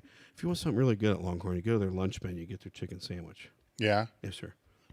A lot of people don't know that Longhorn. It shows you how much I go to Longhorn, right? Yeah, exactly. A lot of people don't know Longhorn has a Longhorn burger. Now, I'm not sponsored by Longhorn, okay? Yeah. But if I could be, I would be. And they have a good lunch chicken sandwich between the hours of 11 and 3. Don't ask me how I remember that, but they have a delicious chicken sandwich. They have good burgers for lunch, and yeah. So Longhorn, I eat there a lot. Yeah, as you have now come to know. I asked people for just whack questions, right? Yeah. Just to throw out. One of them that came back, I actually laughed when I read it. So if you had to get high with anybody, who would it be? That you've never fucking gotten high with before. It could be future, past, just anybody. And just stoned out of your fucking mind. Jesus. Why? Dude, you know how much that guy knows? I'm like, dude, why did you make this thing? How did you do this? And he'll be like, well, my boy, let me tell you how I made this plant, why you're smoking it, what it's doing to you. Yeah. Maybe Jesus. I mean, that's probably really controversial. Well, what else would you ask? Why? Why are we here? What are we doing here? what are we doing here? Why? Now, if you're stoned, how well are you going to process that? Oh, buddy, it'd be really slow and it'd probably blow my mind. I think he would take me down the rabbit hole. Now, son, these are the dimensions of heaven and the different layers that you go to. And they're like, Mm-hmm. But you know, I'm a space freak. You know, I like maybe Neil Armstrong. Yeah. You know, somebody like that's been up there on the moon and seen shit we ain't never seen. Mm-hmm. I'm like, Neil, tell me what you saw. I'm like, were they up there on the crater, Neil? Were the ships? What if parked it on the was crater? fake, though?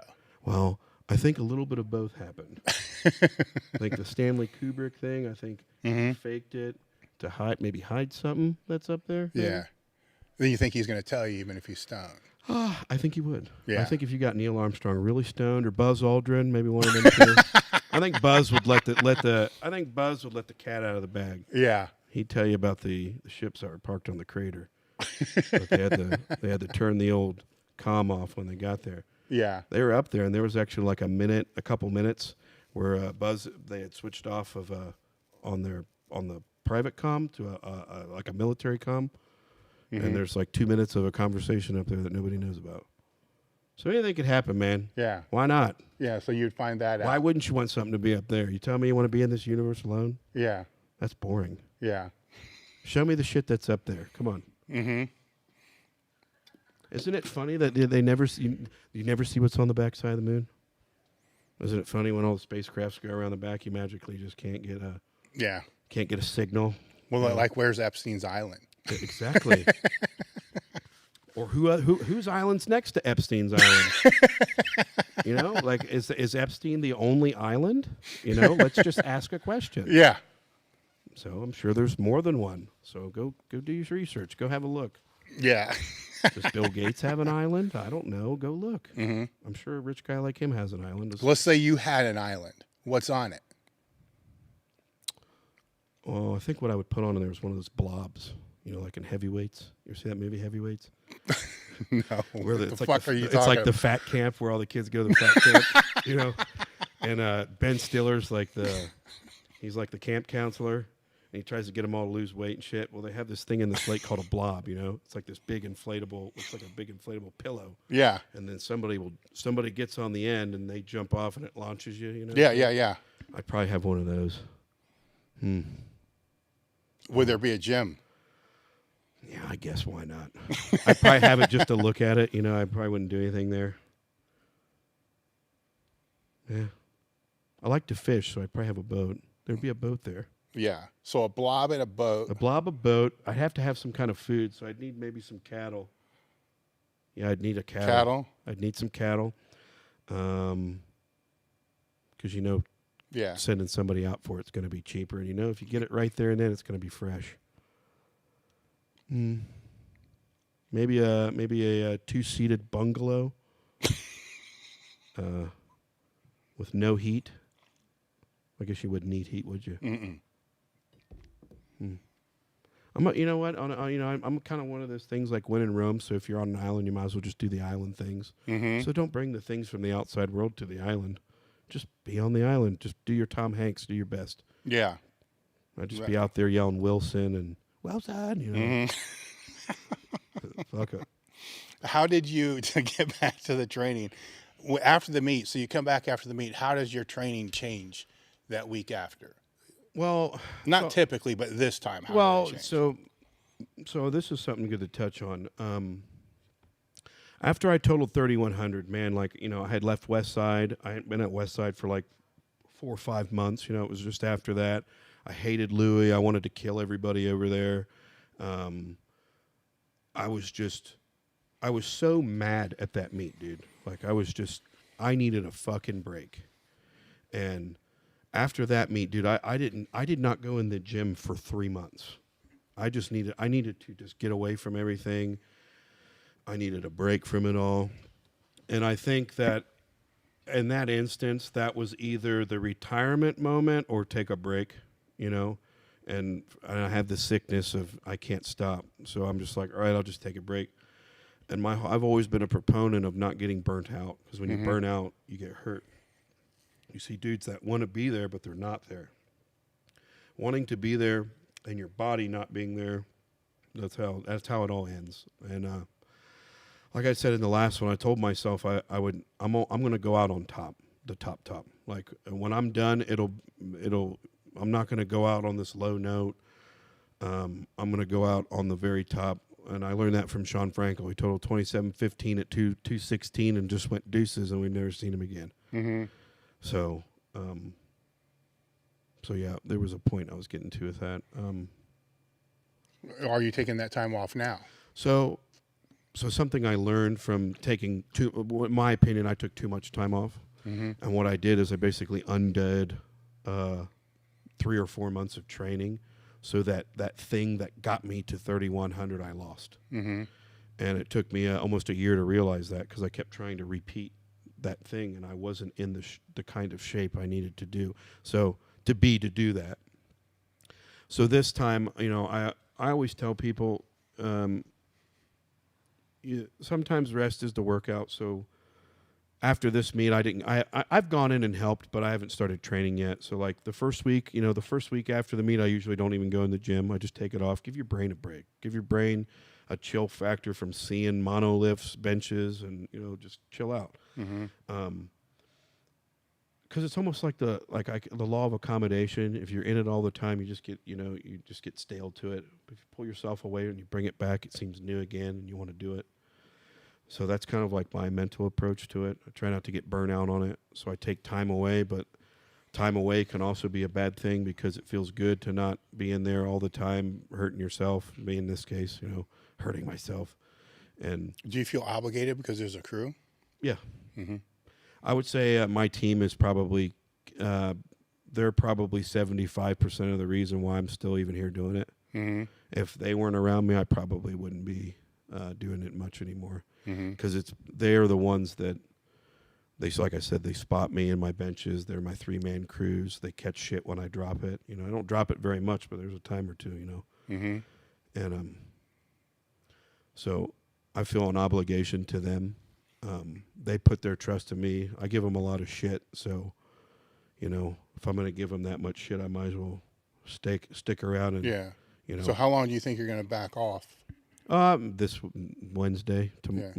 Yeah. So about a month. No, yeah, about two. I say 2 weeks, but it's usually I come back at somewhere in that 3rd week, and I always like to come back on a fun workout, which is a bench pressing. Mm-hmm. So usually I come back on a day that's fun, that you like to do it, so you get kind of like reinvigorated to do it. Sometimes you have to kind of have like a meet looking forward to. So like I always will, if there's like a meet around a time, I kind of like, well, there's this meet around this time, there's this meet around this time. I'm just going to train, and by the time I get to that first meet, if I can do it, I'll do it. If I don't, I don't. Mm-hmm. Most of the times when they're WPO meets, I just have to. Yeah. Like last year was kind of one of those years I was just falling apart and training. Just one of those times, man. You come into meets, and sometimes you're all together, and sometimes you're not. Sometimes you're half together. Last year, I was just kind of nothing was going right in training. Mm-hmm. I shouldn't say that. My bench was going through the roof, but that was when I benched 1047 last year. But it just seemed like nothing else was coming around. My hamstring tore that a little bit, and my adductor, and then the pec, and then this pec is just like. So you just kind of like, when you're going through hell, you just keep going. Don't stop and look at all the shit burning around you. Yeah. Now, I would say probably at this point there may be more years of your life around it than not around it, but with anabolics, just PEDs, right? What have you seen, right? From because there's no mystery that you use shit. I mean, it's no mystery. No, guys. Yeah. So there's no secret there. But I mean, you came into Westside at a young age, so you've been exposed to it for 2 decades. Yeah, a long time. All right. What's some of the stupidest shit that you've seen? We'll go with that route first. Oh. Just as far as mistakes people make thinking that, it's going to be the secret sauce, or using too much, or just the common areas that everybody's not everybody, but most of the people that are going to go on are going to fuck these things up. Correct. A lot of people, they think more is better. And just like with training, there's a point of diminishing return of like you can only take so much stuff to where your body's just going to flush it out and not use it. And if you take so much stuff to the point of where your body can't use it, then it's just in there, like not like I call it getting locked up, like clogged up. It's like a clogged up feeling. You get just like this over. It's like you've blown your engine. Like, so what I tell people is anabolic steroids will fry your central nervous system. So there's a lot of things that will fry your central nervous system. Heavy training will, not getting enough sleep will, taking too much shit will. Mm-hmm. So when you go into the meet and you're taking, a lot of people think, well, I'm handling more weight, I got to take more stuff. It's like maybe to a point, yeah, but like it also comes down to that stuff that you're taking is going to. You have one central nervous system, and training affects it, and so does drugs. And when you start taking more drugs to make training better, how can I put it? Like you'll start frying your central nervous system. Heavy androgens do that, like your trenbolones, your anadrols, and stuff like that. Whenever I took stuff, I was never I was always a fan of less is more. Through my entire career, there have been times of where you take, I've taken too much, not enough, just the right amount. And it all comes back to, I call it a homeostasis. You want your body, you want it to be like a race car engine. You want it to have the right fuel mixture. Just because you put more fuel in, just because you give the engine more fuel doesn't mean you'll go faster. It means you're going to stall your car. You know what I'm saying? So if you get a fuel mixture off, it adversely affects you. I think that's where people don't understand about taking shit.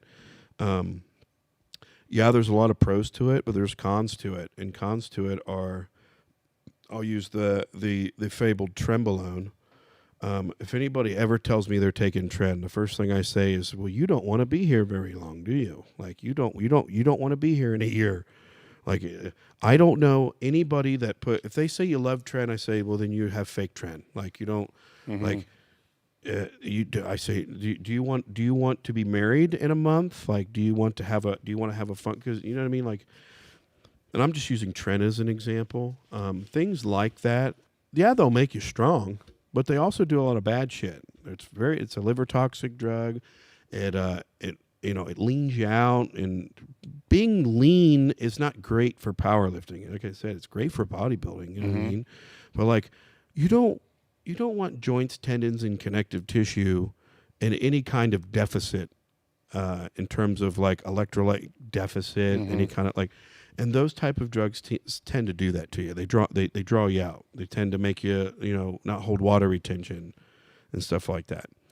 But I've always been a thing of like less is more. Do exactly what you have to. No more, no less. More isn't always better. How do you know what that is? But this goes back to like you are who you're around.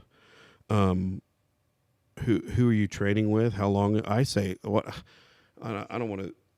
I'll just say from being at Westside, I had years and years of seeing what people did, and after being there so long, you kind of got an idea of these are the things the good guys are doing, and these are the things the dudes that get hurt are doing. Mm-hmm. And then you're like, well, I'm not taking that over there because all those dudes do is get hurt. Dude, I would see some crazy shit at meets. Like I see dudes, I'll tell you, I'm at demo story. Like Bob would tell me this one. He would say, I think he had a whole bottle of test suspension. Back then it's that water-based, white shit. Mm-hmm.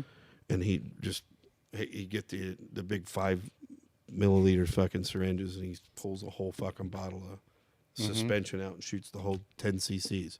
It's like, yeah, that probably will make you strong somewhere, somehow for a second or somewhere. Burn like a motherfucker, dude. Like, yeah, like you would likely get some sort of infection from it. Like it's water based, so who knows how long the water's been in there.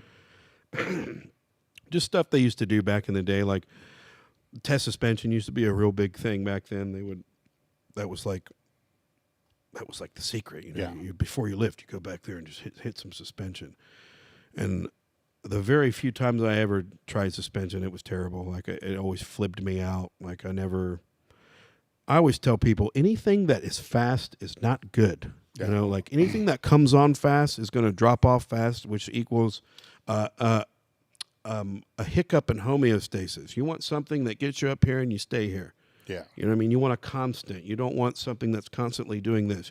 You're drawn out. You're not drawn out. You're drawn out. You're not drawn out. You know what I'm trying to say? Mm-hmm. Like, it's in, it's out. It's in, it's out. You know what I mean? Like fat. Usually I say short ester stuff. Anything that's short and fast is bad in the long term. People because it works. You know what I mean? Like when people talk about prop and stuff like that.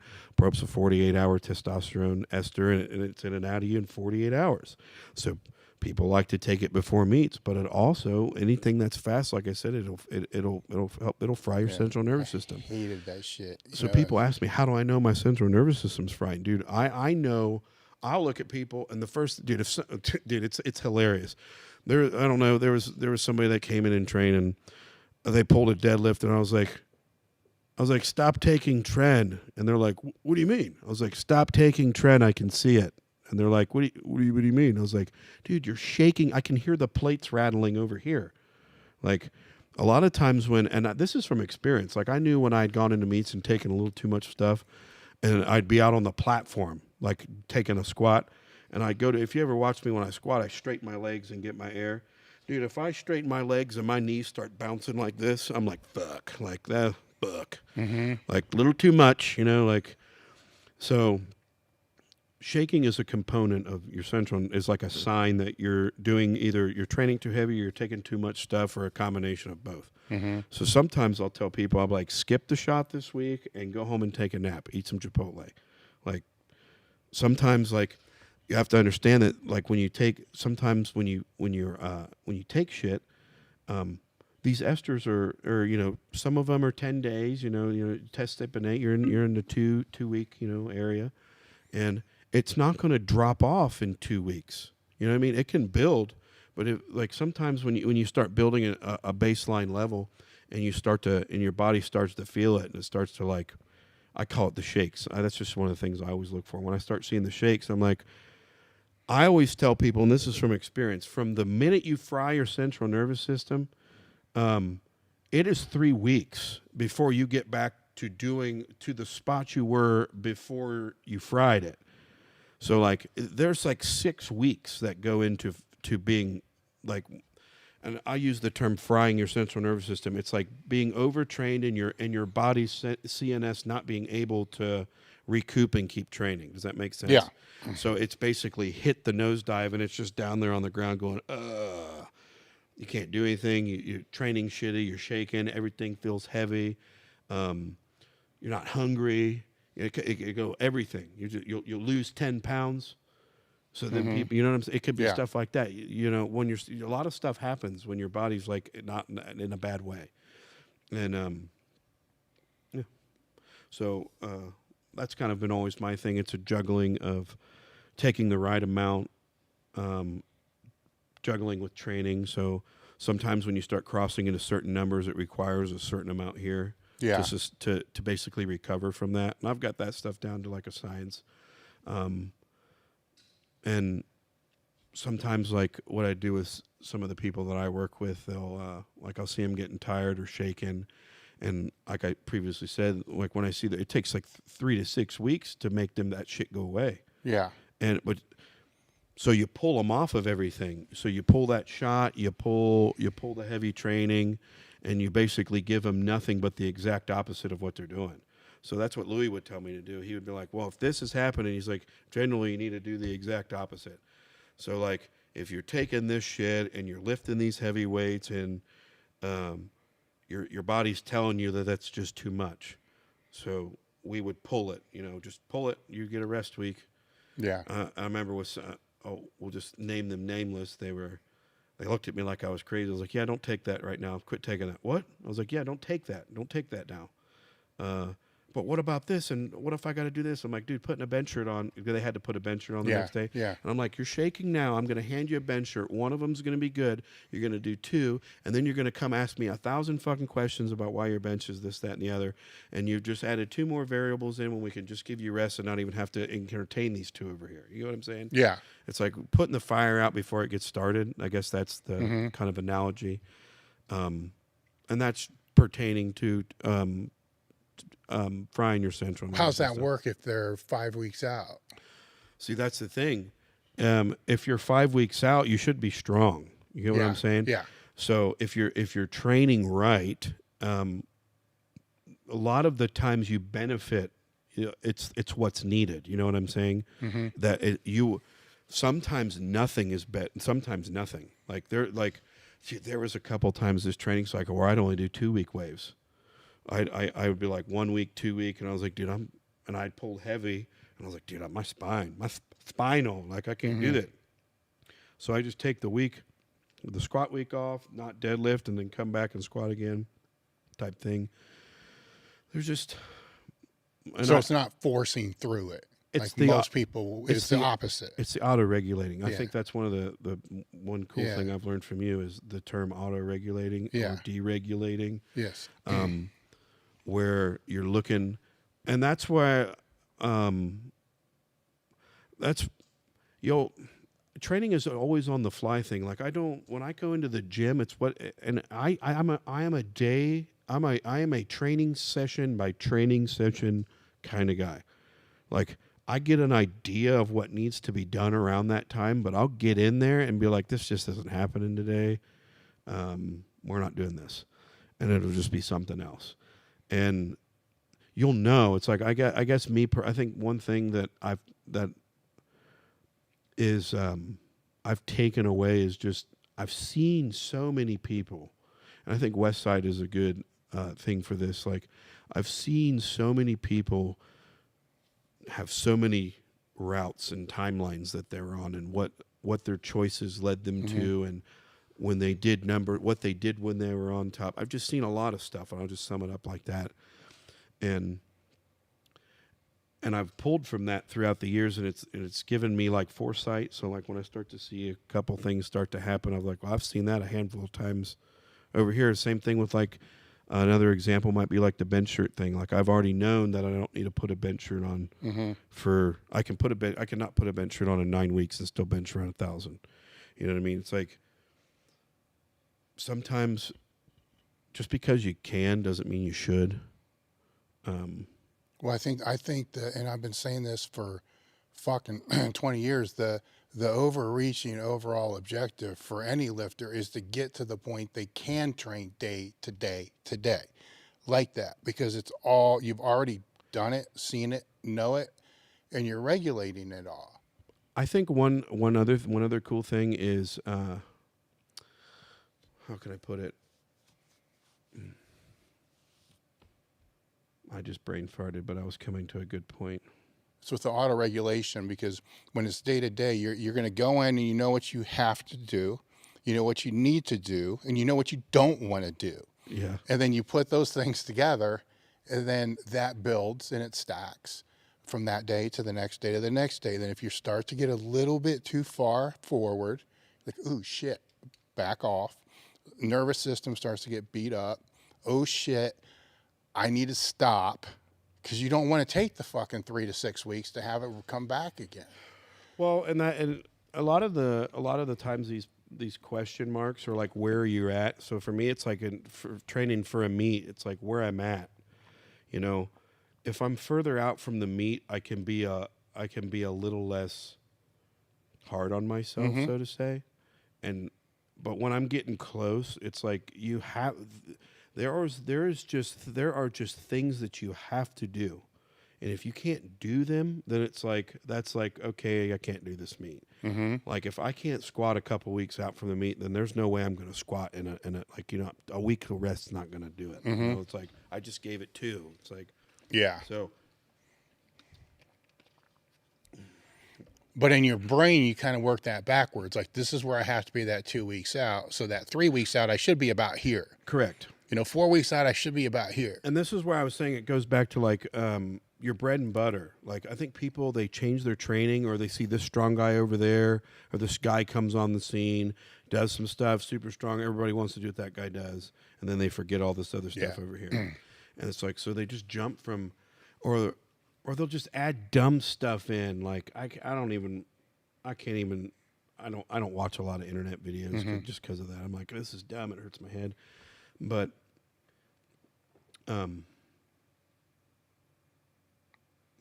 well, I think when they do that too much, they throw in those added things and they don't build their bread and butter. Like say a beginner, their bread and butter might be 10% of what they do because they don't know. So this goes, so to that point, I think or something that I do is I'm rooted in a system. Like I do the same 5 or 6 things, like variations, like, board pressing, reverse band pressing, floor pressing. It's like all the same stuff in the Westside Book of Methods. And it's like I stick to that, you know what I'm saying? And I think when people, they don't get strong, they start creating ways to get a PR. You know what I'm saying? To push the training, to make them believe that they have something at the meet. When really it's just what you're doing is not working, and you're going to have to come back and usually the answer to that is do what you hate.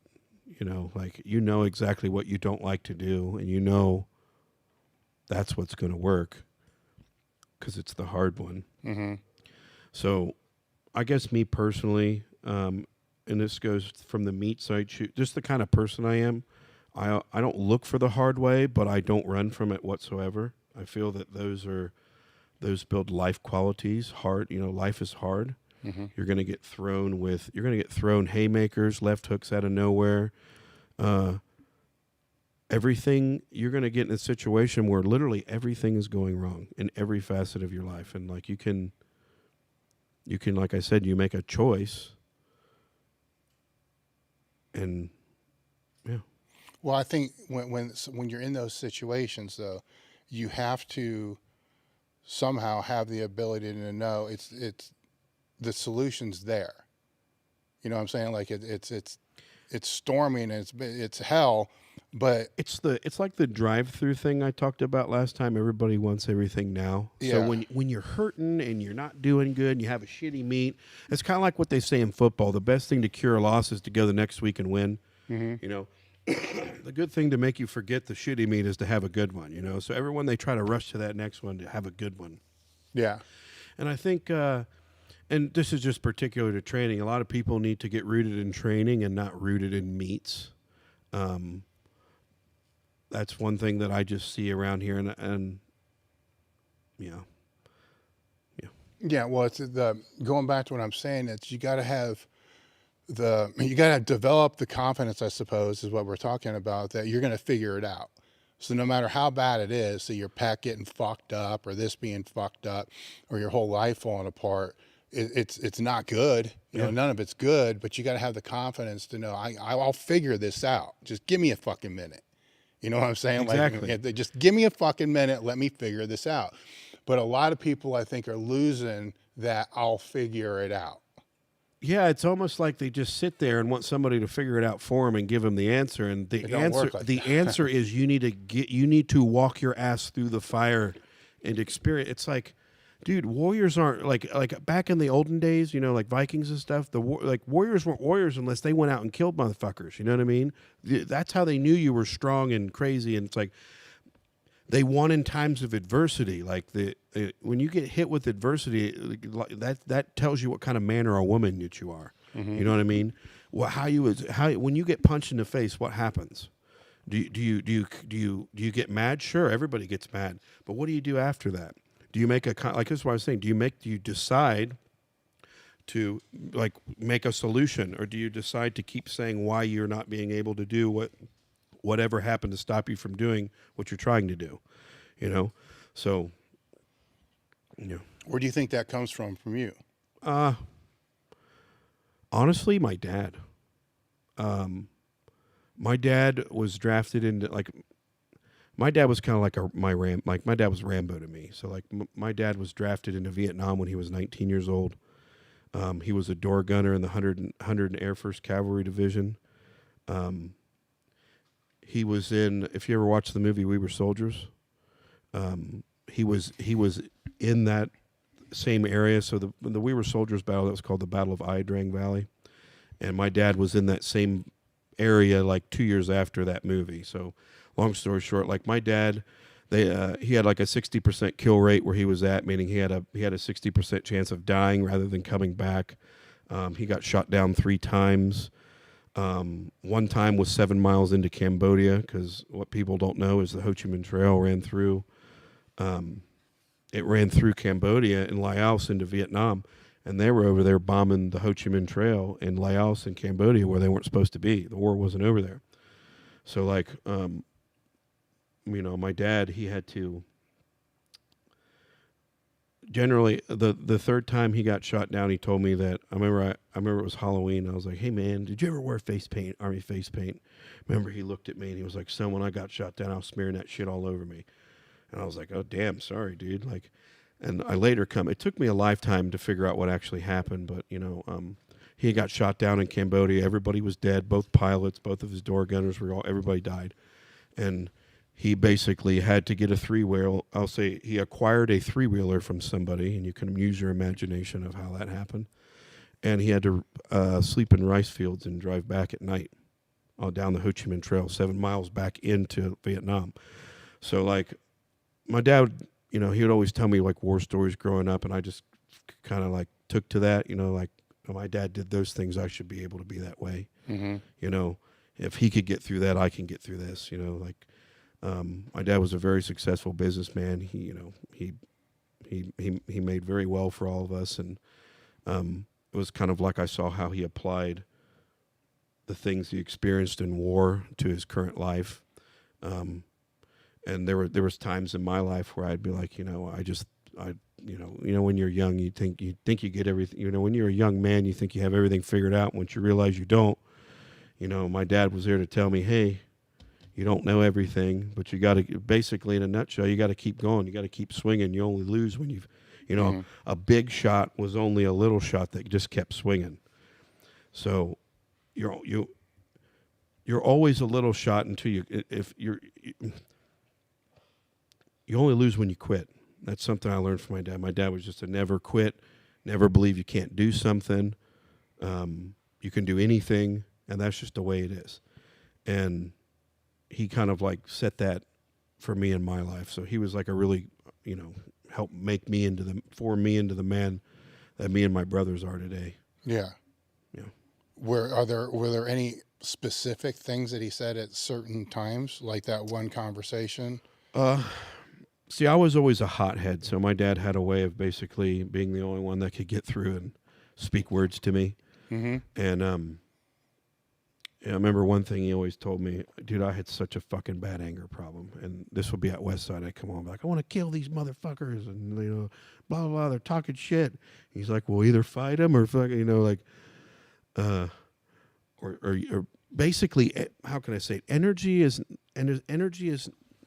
it's not created nor destroyed. You can only transfer energy. So when you're mad and you're hurt and you're sad, you can actually take that and transfer it into something that will benefit you. And that's like kind of like what my dad taught me. He's like, hey, you can be down and you can be losing right now, but you're only losing when you quit.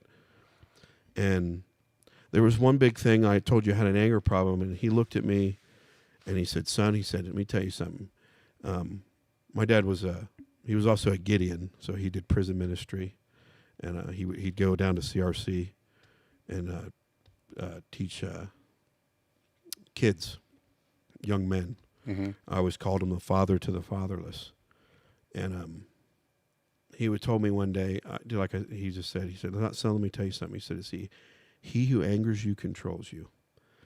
And I remember that hit me like a fucking ton of bricks. He said, he who angers you controls you. And I was like, you know what? I was like, I don't know if I grew up that day, but I realized that if I let somebody get me mad, they are now in control of my emotions and my motives and my wants and my desires. And that was like a point where I remember, like I told you earlier, like you mentioned the band, you said, I don't have anything for it. It's like, I don't have like, I don't let anything get to me or upset me. When I feel myself starting to get mad over something, it's like, no, that's somebody issuing control over me, and that's not going to happen. Was that a huge changing point for your anger management? That Yeah, one, because like I would say like that happened around probably my mid-20s. Yeah. You know, and you know, because you know I wanted to be like Chuck, dude. You know, you'd see him walk out and he was bullet fucking insane. You know, Yeah. spitting at the bar and I almost didn't know how to shut that off because I just thought that's how you're supposed to be in success. You know, nothing could stop you. You know, if you were that way. And I remember Chuck even told me one time, he's like, "Hey man, you don't got to be that crazy." I'm like, "Man, when Chuck Vogelbos tell me I don't got to be that crazy, I should probably like not be that crazy." And so yeah, so it's almost like anger would instant being after like I'll give you an example. Like I was really pissed after I missed my opening squat at this last meet. I was fucking mad, dude. I was like, "What the fuck?" Like. And it's like I felt myself like, well, this, that, and the other, and it's like, no, I'll just fucking stop. Like that's it. Like you just gotta. I guess that's why I learned from my dad. You can either bitch and moan, or you can instantly get a solution and then immediately beeline into that solution, and that's usually. It's almost like a life and death situation. You just go. It's like. Yeah. Then you use that same energy into the solution. Now, going into the lift, though, are you pulling that same anger to get ready for that lift? Or did you used to, then you figured out you shouldn't do that? I always tried to, like I said, I always tried to be like Chuck. So I thought, you know, I started watching him, and as soon as he gets to the chalk bowl, you'd see him start to like transform. I was like, man, this guy's nuts, you know? So there was times where, you know, I learned, I was nuts all the time, like in the warm-up room, at the chalk bowl, around the chalk bowl. And then I started realizing that burns juice, you know what I mean? And I started realizing that was taking away from the end goal. So I started realizing there's a time and a place for me to do that. And usually it's right when I get to the chalk bowl, I'll get there and then I become the different person, the alter ego, whoever you become, you know? Yeah. So that was always my thing. Once I cleared the bowl, that was it. You know, there was something else. So once you, because I know that place really well. So how did you develop? Because there's the young version of doing that, to where you do that and you don't remember anything until after the lift, right? Yeah. And then there's the more patient version where you do that, but yet you're still present enough to know that you need to hold the bar a little longer before you break, you know, on the squat for your pick. So you're not there, but you're kind of there because you realize that I can't completely not be there. You have to be there to do the thing. I know, you know what I'm saying, yeah. Like some people, like I think I said this in the last one, everyone's like, where do you go? Like, where do you go? Yeah. It's like, dude, I'm in the absolute second. Yes. Like I'm living at 1 microsecond at a time. Like I am in the now. I'm not in the just before, the just after. I'm in the very step I'm walking. That's a better way to explain it. So You the know focus is just intense into that actual That's moment. all it does. It can't go anywhere else. 'Cause it slows down. When you're at when you're at these kind of numbers and trying to put them all together, it's like, dude, you have to have everything. And I think over the years I learned how to put everything, you know, and it wasn't always that way, you know. Dude, people don't understand this, man. I have failed a lot. I have bombed out of meets. I have fallen on my face plenty of times. But I learned from that, and that's why you don't see me do that now. I wasn't always that way. And a lot of how you learn this is going through it. You know, I can tell you that when you bomb out, you're going to be upset and you got to do these things. But until you bomb out and you feel that, I'm like, you feel that feeling you feel? That's because you didn't do something. It's not because the judging was too hard. It's not because you cut weight and you didn't put bags on back the same. It's not that you didn't eat. You didn't do something. And once you just like, you're right, I didn't fucking do something. And it's like, that's like the hard part.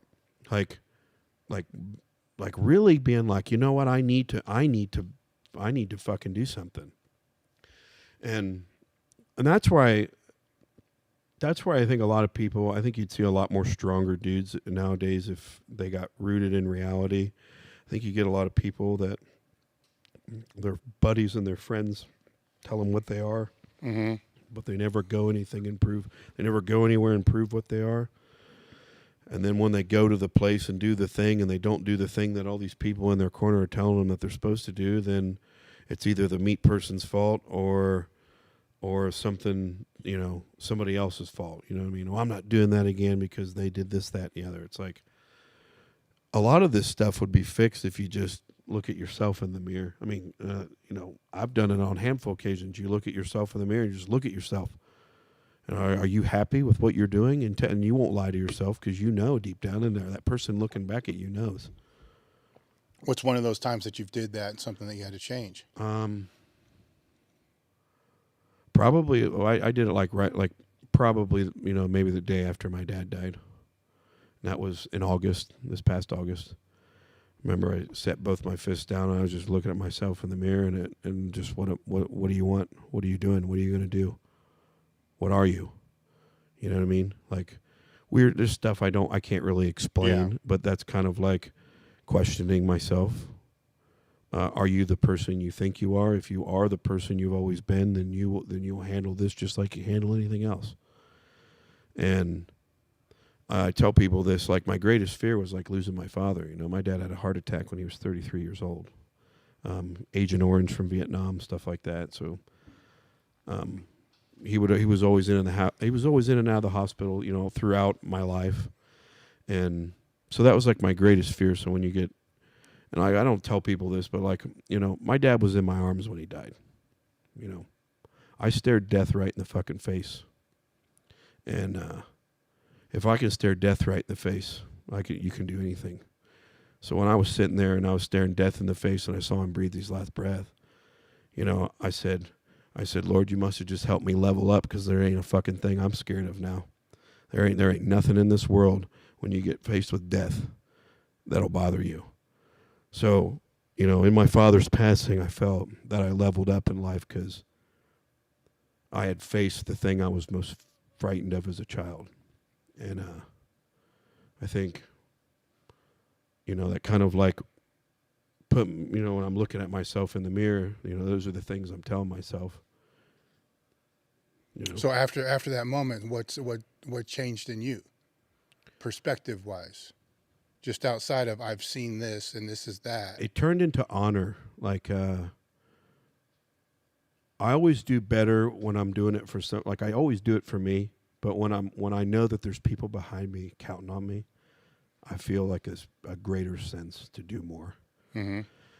And I feel that in that moment that if I stopped, that I wouldn't be honoring my father in the sense that he's instilled all these things in me and all these, how I am, the way I think, that's been instilled. And I feel a right and an obligation to carry that on to other people, whether it be people in my group or people that I meet or people that are listening to this. You know, life's tough, dude. You know, like I said, I lost my mentor, I lost my bulldog, and I lost my father all within 5 months of each other. And that was the toughest 5 months of my 34 years on this fucking rock that we call planet Earth.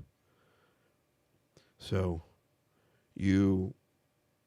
like, when I missed that squat, I'll go back to the meet. When I missed that squat, I started flipping out and I started getting mad, and I was getting mad because of other things, like losing my dad, you know, I was just looking for something to get mad about. And I just instantly just said, like, fuck it. Like, no. That's not how my father would have wanted me to react to that. He would have said, quit being a pussy, pull up your pants and go do what you got to do, because ain't nobody coming to save you. You're going to save yourself. So it's like, you know, wild. The main thing on that squat, like, I missed it, and all these things started going through my head. Well, like, no, I don't have a third attempt. I'm probably not going to try to squat a 1,300-pound squat today. And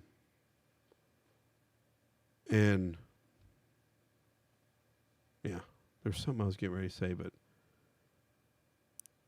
Where you weren't able, you missed the squat, so all the things are going through your head. that's okay. So sorry. There's a lot of shit hit me right now. Yeah. But I remember after I missed it, I started getting upset, and like I said before, I was like, dude, I've stared death in the face. I was like, this ain't shit, and that's exactly what I said. I was like, this isn't shit. Like, this is just powerlifting. Like, so I guess things in your life that will mold and make you into the man or woman you're going to be. And everybody's going to hit these instances in your life where it's going to make or it's going to break you. It's going to physically break your soul or physically or spiritually make your, it's going to break you in every facet, or it's going to, and then you have to make the choice. Like, dude, I didn't want to train. I didn't want to go to the gym, you know? And I think a guy named Jordan Peterson said, it should be your life's goal to be the strongest man at your father's funeral. And I really took to that. You have to be, you know, I had to be the strong one for my family, you know, even though I was hurting. There's going to be times in your life where nothing's going to go right. You're going to be hurting, and you have to just choose to be the strong one. You just have to choose it, even if you don't know how. You don't know how to be strong. Part of not knowing how to be strong is just fucking no indecision. Make your decision. Figure it out. Fake it until you make it. You know. So that was a lot of shit that I, you know, a lot of the last 5 months really put life into perspective. The goal is still the same, remains the same, but I think now, you know, my dad was, you know, behind me. It's because of him. He is the root of the reason of why I have 5 of these, or I've done any of the things that I've done. He's the one that planted the seed of greatness within inside of me. You know what I'm saying? And he always reminded me that it was there, and that it was up to me. It's up to you to grow that seed. It's up to you to become great. I can't make you great. It's you can make you great. You know, it's a choice. So, yeah. When you reposted this on your Instagram story, and there's 50-some questions that went through your comments, were there any of them that popped out that you saw and you're like, man, I want to talk about that? That's a good question.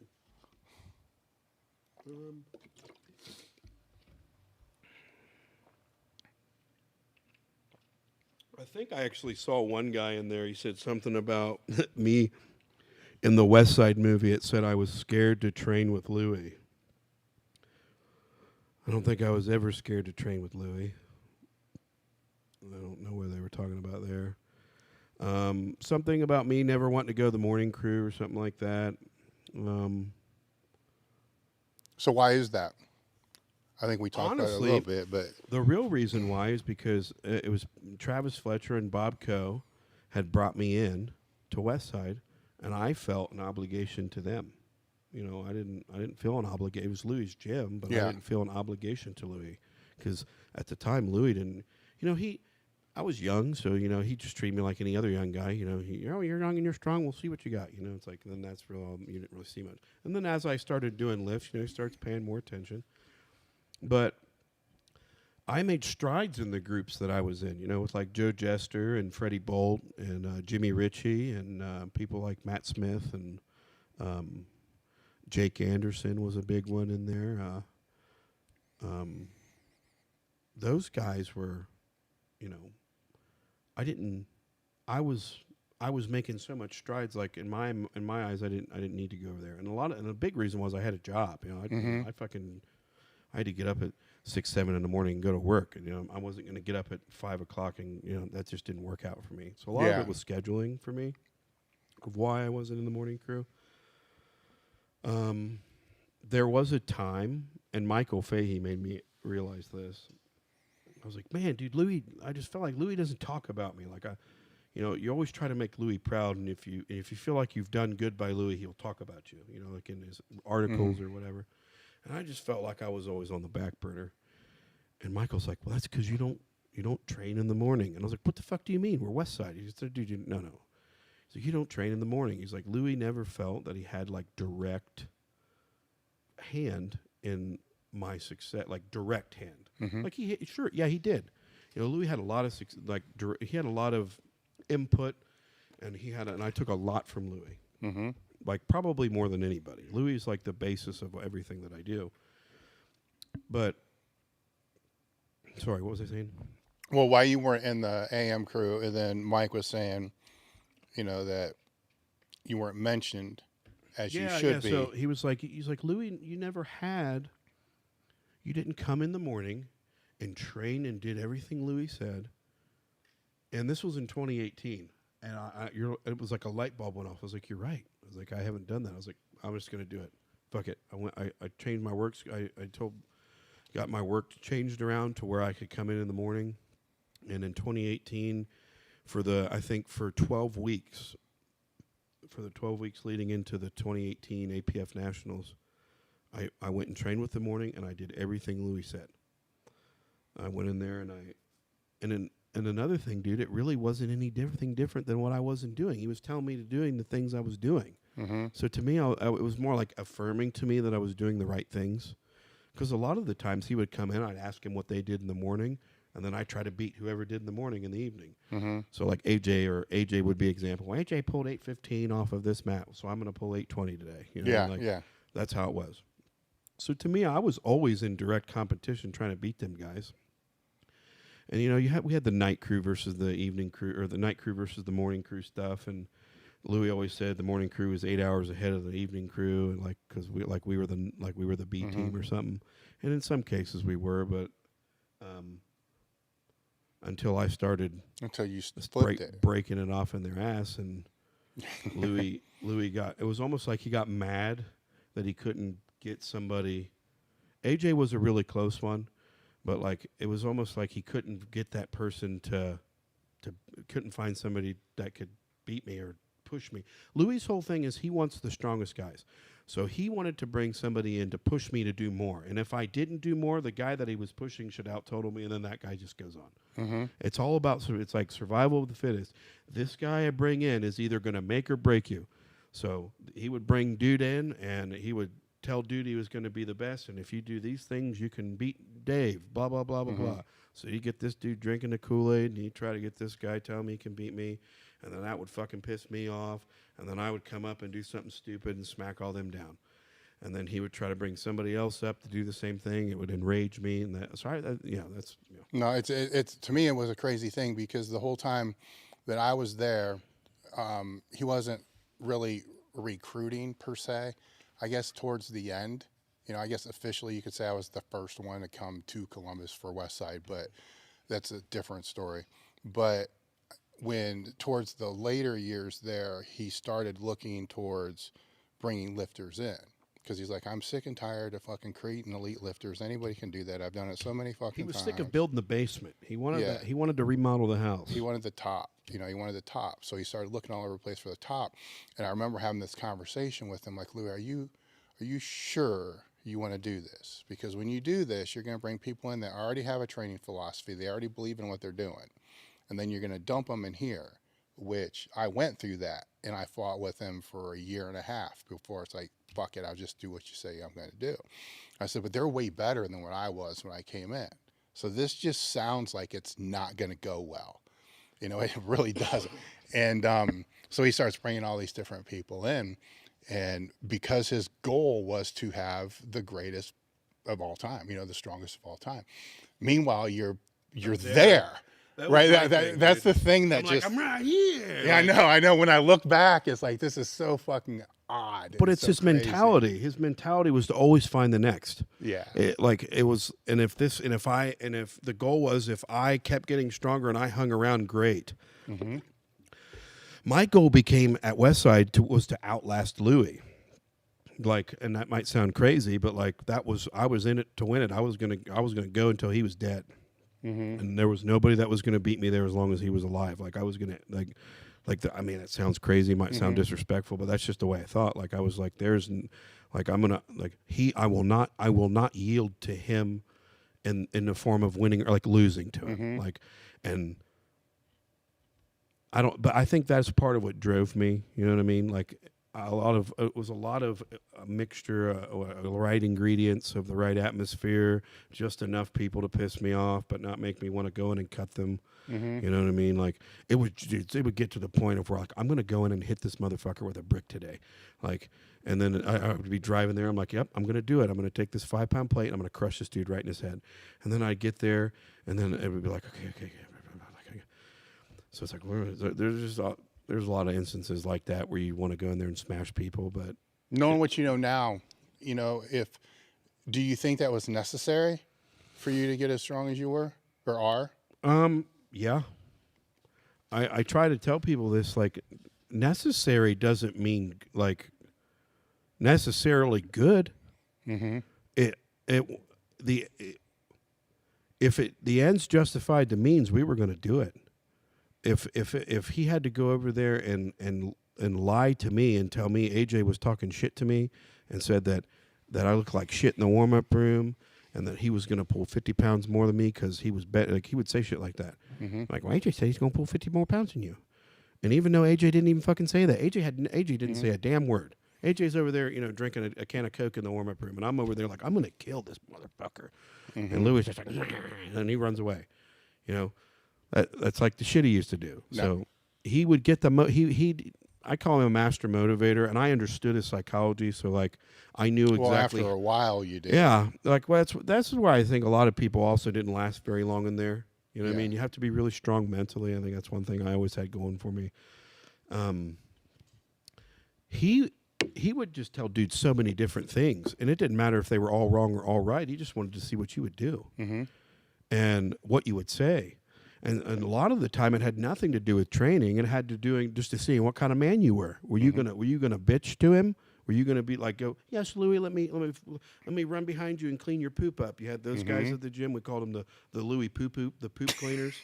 It didn't matter what, dude. If Louie said stand on your head for 15 minutes till your nose bled, and that'll make your squat go up, those idiots were over there standing on their fucking heads for 15 minutes. Oh, Louie, you pooped on the floor. Let me run and clean your poop up. It's just like.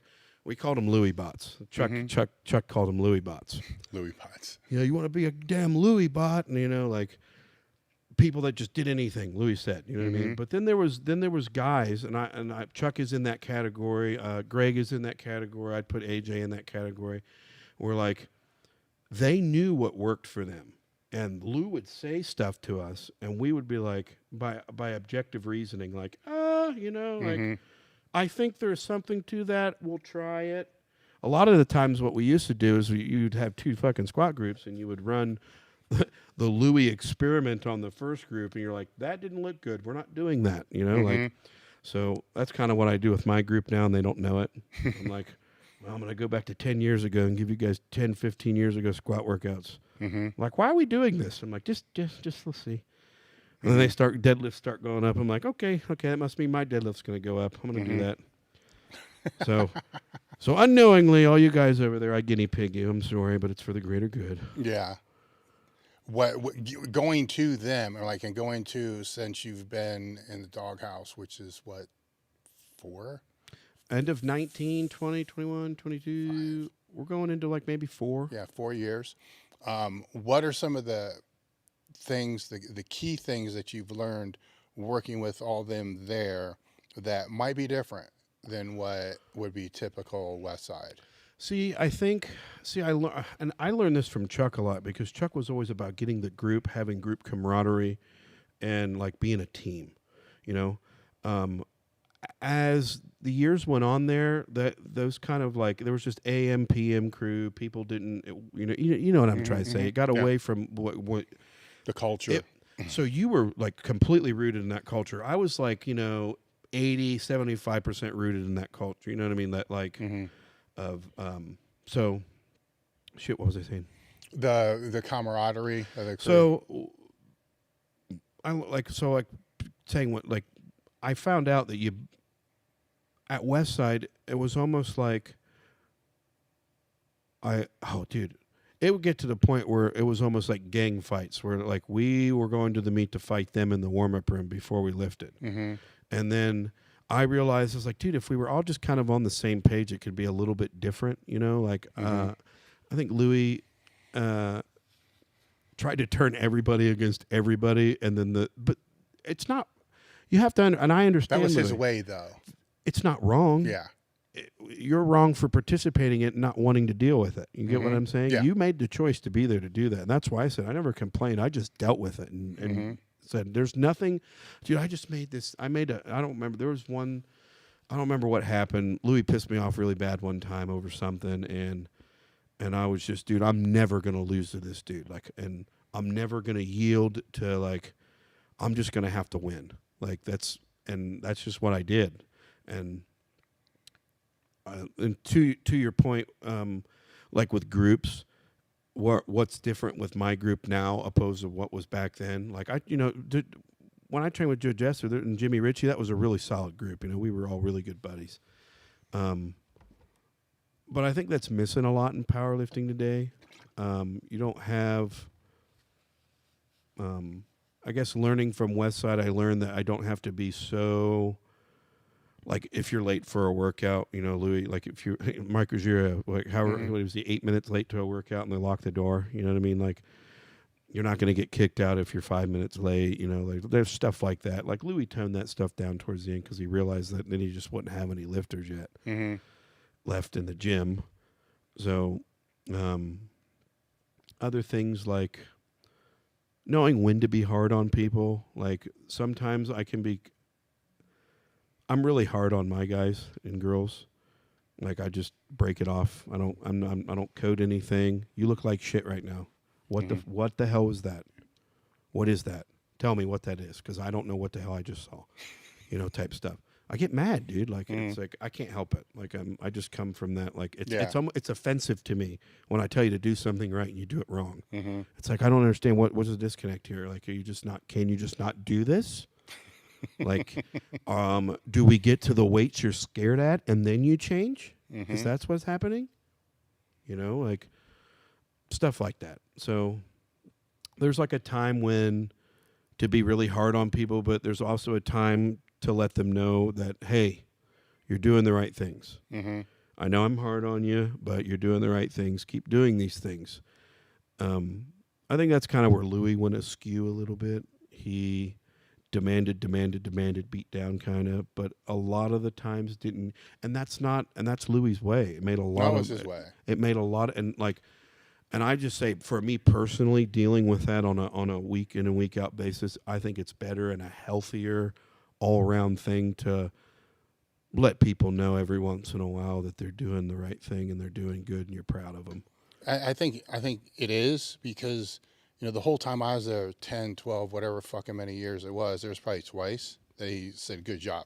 Yeah. Right. And I can name both times. Once was a floor press and once was after I squatted 940. That was it. I mean, I can remember exactly when they were, but the way it was his way. And once you figured out that's what his way was, you realize when he stops giving people shit, it's worse. Is when he doesn't care anymore. Right. So then this fucked up way, we start. He berates you because he cares, but when he doesn't berate you, it's because he feels like you're the lost cause. And then that's when it's bad. That's when it's and the then worst. You get what we call the chopping block, where you're up on the block, and it don't matter what day it is. He could have got a speeding ticket, and he could just be, and he's just kicking you out that day. Like he might have woke up on the wrong side of the bed, and if you're on the chopping block. We know this guy 5 minutes late. You could have been 2 minutes late for a workout, or one set could have looked, but he'd look for anything, and he would justify it and then kick you out. Like, no, I didn't have that shit. Yeah, dude. Okay, so there was a period of time, and I'll say it. I don't give a shit. There was a time when Louie had made the home reverse hyper. Remember that? And I think I don't know the full details, so I'm just going to generalize what happened. Basically, Louie had gotten to a business deal with, I think, the Home Shopping Network. Oh, the one where he got fucked. Yeah. Yeah. I know what you're talking about. Yeah.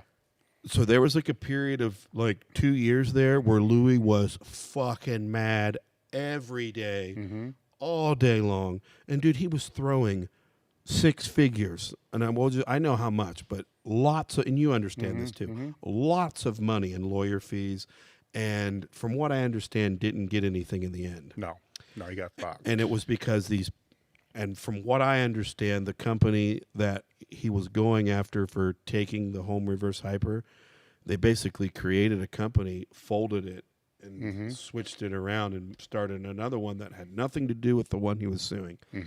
So something like that. It might not be 100% the story, but it's something along those lines. Roundabout, it's about it. He was so fucking mad during that time, dude. Like, I've never seen Louie that mad. Like, I thought this dude was going to die.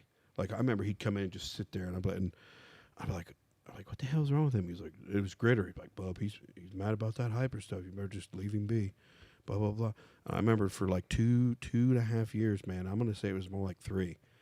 From like 6 to, from about 2007 to maybe 10, Louie was incredibly difficult to be around. Like, if you survived during that time, you were a fucking G. Because, dude, he was looking to kick everybody out for anything during that time. That's when he was still on Dimmers, though, right? I think the last year of Demrist, I want to say, was 04. Yeah. Into 05. So I think 04 was like the beginning of the calendar year of 04. No, because I remember all this stuff. Because I remember I would go to Demers because they had stuff in there still, and then we were still moving shit over to this one. That's like right when I came in, like when he just gotten the new side. Remember, it was one side? Yeah. And they had all the hypers there in the middle. Yeah. And that wasn't even crazy. The Demers room was small. I remember you walk in, you tiny. had 2 little aisleways with shit marked around it, and you had a little back room in the back, and all the shit was spray painted off. And you had the ceiling tiles falling out. And you can imagine, like, it gets tense in this bit. If you're yelling at somebody, you're like yelling at them from me to you. Like, you're not 400 square foot. It's like this. Yeah. So I had come into there. So it was kind of like that style of mentality going into the new place, you know? Yeah. And then it was like when, I don't know if it was like the generation of people, like that next generation of like person was born. Like, it was. I mean, it changed. It changed. West Belt or whatever. I was there maybe a year and a half, whatever it was. But I do remember what you're talking about, and it's interesting to me because he wasn't that bad in the morning, or at least I didn't realize it was that bad. So he probably got calls during the day that pissed him off about that, and then came in at night just livid. But when we first left Dimmers and then went to West Belt or Industrial Drive, I hated it. I fucking hated it because I remember the first squat workout, Louie and I squatted and whoever was running the monolift. And then in the other place, everybody, you couldn't get away. Like everybody was there. So you always had 10 eyes on you. And then it was like, whoever squatted first, then it was me and Louie's turn to squat. And it's like, where the fuck are these guys? They're like and it wasn't that big before they expanded. They were so far away now. Yeah, but far away, it was like 800 square foot. I mean, it wasn't that fucking far, but it was twice as far. I'm like, this is bullshit. We got to yell at these fucking guys to come over here to run the monolift now. I never looked at it like that. That's a good point. Because it went from this really tight, closed, where you're bumping into everybody, but you had to watch everything. You're hyper aware, like, oh shit, they're taking a weight. You got to step over. Or like even if you bumped a dude wrong and he looked at you wrong and like, you know what I'm trying to say? Like, man, dude, I guess I specifically remember, Westside always had big guys. Rogerio was big guy during that Demers time, and I think you had they always talked about the pastor who could squat. I don't know, he's a big old black dude who could squat like Reverend Tony. Yeah. They were talking about, but like when they went into that new place, it made room for bigger dudes or something. Because like you get like dudes like Tim Harrell, yeah, just big giant dudes, and it made the room smaller again. So it was like you were, like if everybody was doing hypers, you had 7 dudes over in a corner like doing hypers. So it was just like, and you did not, and you didn't want to be the last one over there because. Like, for some reason, if you were the last one over there, it meant you didn't want to work out or something. And Chuck would be then adding sets on. Well, since you're here late, you can go first and add 2. It's just like, how Chuck is. He'll always add sets or change the workout. Yeah. So how did that environment go when the wall got broke out? Because I wasn't there. Man, so like, that's kind of a good question, too. That's so long ago. So I remember, honestly, that's when I felt that it, like, changed. Like, Because I want to say they were over there. We were there maybe 2 years before he broke the other side out. And I think Wenning was on the other side. You know, he had like his thing over there. And he helped Louie do, I think he was kind of like training people. Yeah, him and Louie had some kind of arrangement that they did over there. So Matt was always on the other side, and there was, and we always were kind of like, it just kind of seemed like we didn't need it, And I think it was a part and parcel to Westside was growing in a different way. Yeah. Like Louie would have those NFL coaches in, and he kind of needed more room. When you get these big NFL players in there and they're in this little confined space and they're like looking around like, what the fuck, Yeah. They're used to these $1 million facilities and they throw them Well, at the same time, they're in your fucking way. Correct. And that's the other side. And then if you get, that's the thing, you get these that's another thing, man. Then there was the clash of like the athlete and the power lifter. So, dude, we didn't care who it was. We didn't care if it was the fucking Jets that were in there. We didn't care if it was the 49ers, the Packers, rugby teams in there. There was anybody you can think of from any kind of sport would be in there. And, dude, they were literally like the enemy. Like, because we looked at them like they're in here they got a free ride in there. What the fuck? What did you do to get in here? You're just here watching us like we're rats in a cage or something. We just took offense to it. It was weird. It was dumb now looking back. Like, why did we do that? But like back then, you know how it was. Like, no, I get it. Almost I get like it. the kid coming in your treehouse when you. Well, were that a was kid. starting at Dimmers too, and it was. I think it's because we were all held to a different standard, and other things were expected of us that weren't necessarily expected of these other people. Oh, no, wait, it's different because what we had at Dimmers were visitors. You had people that were coming and actually training. Oh, I can see how that would be a clusterfuck real quick. Well, so then it came to the time of like, another thing that changed where it made us really fucking mad one time. It was, and it's just the, I don't want to call it the seasons of Westside, of how it evolved and changed and how it was and to how it, and the steps that it is to where it went. Westside's done, you know what I mean? Like to me, it's over. Like there can be a building over there, but as long as there's no Louie Simmons, there's no Westside Barbell.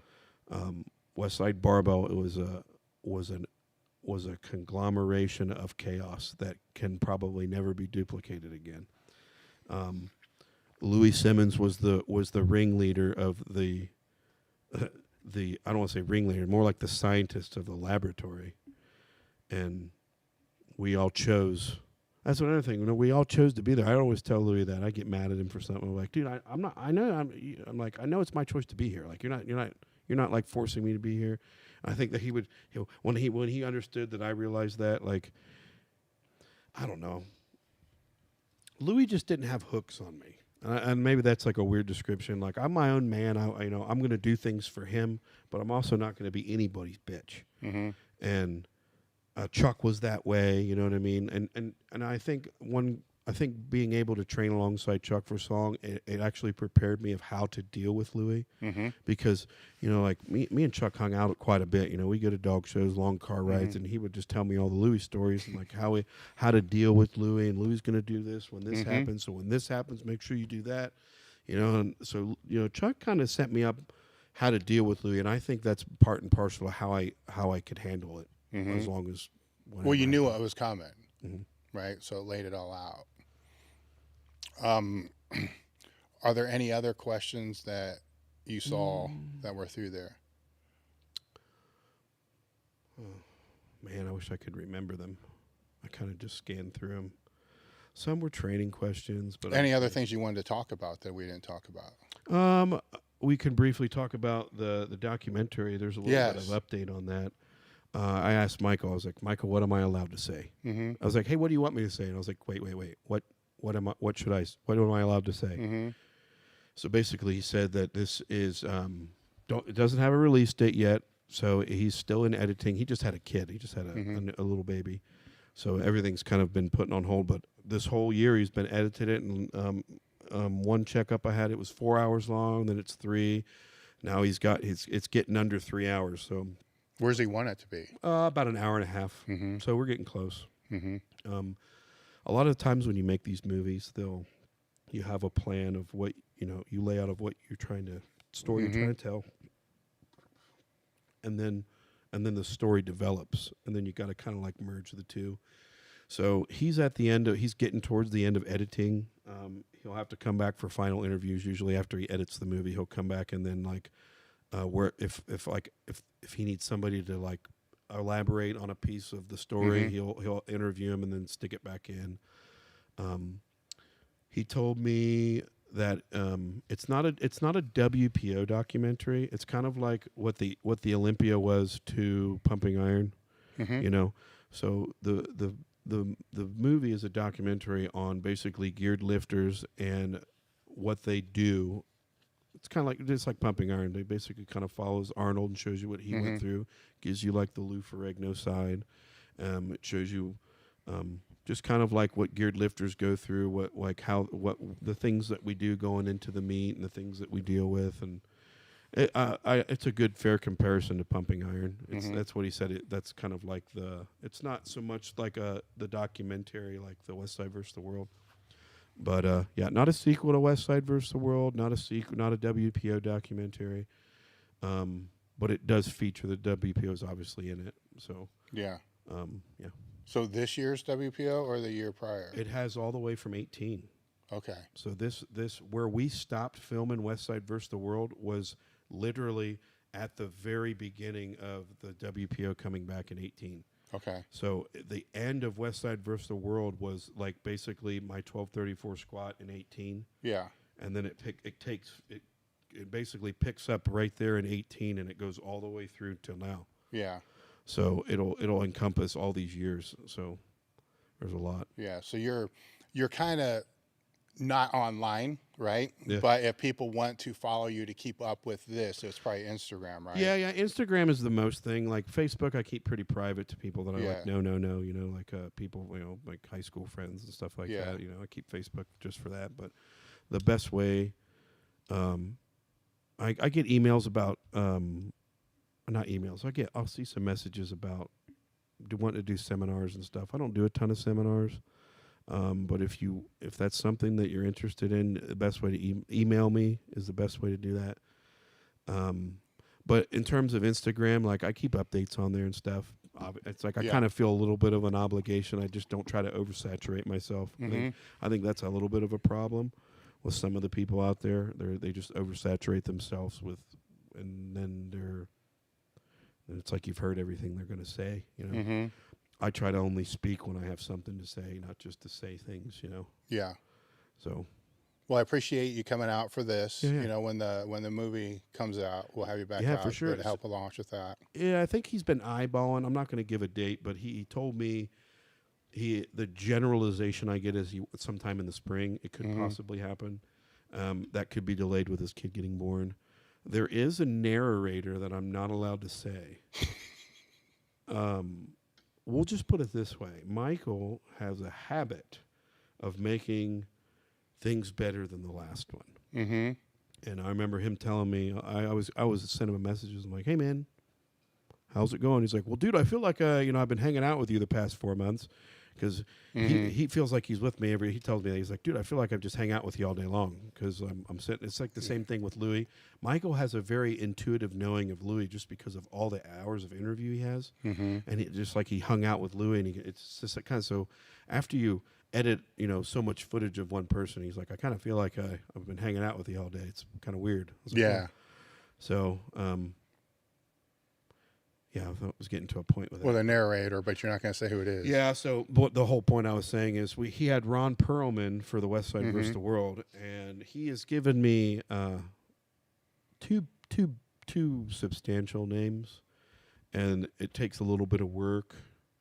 So they're kind of like he's kind of like trying to work that out. But if he gets it, it'll be better than the last one. No, that's cool. Yeah, that's so cool. there's lots of cool stuff coming up. I know that Michael's not making another one after this, so he's like, this is the last one I'm making for powerlifting. So I'm like, well, I'm glad I was in both of them. Yeah, there you go. Thank you for coming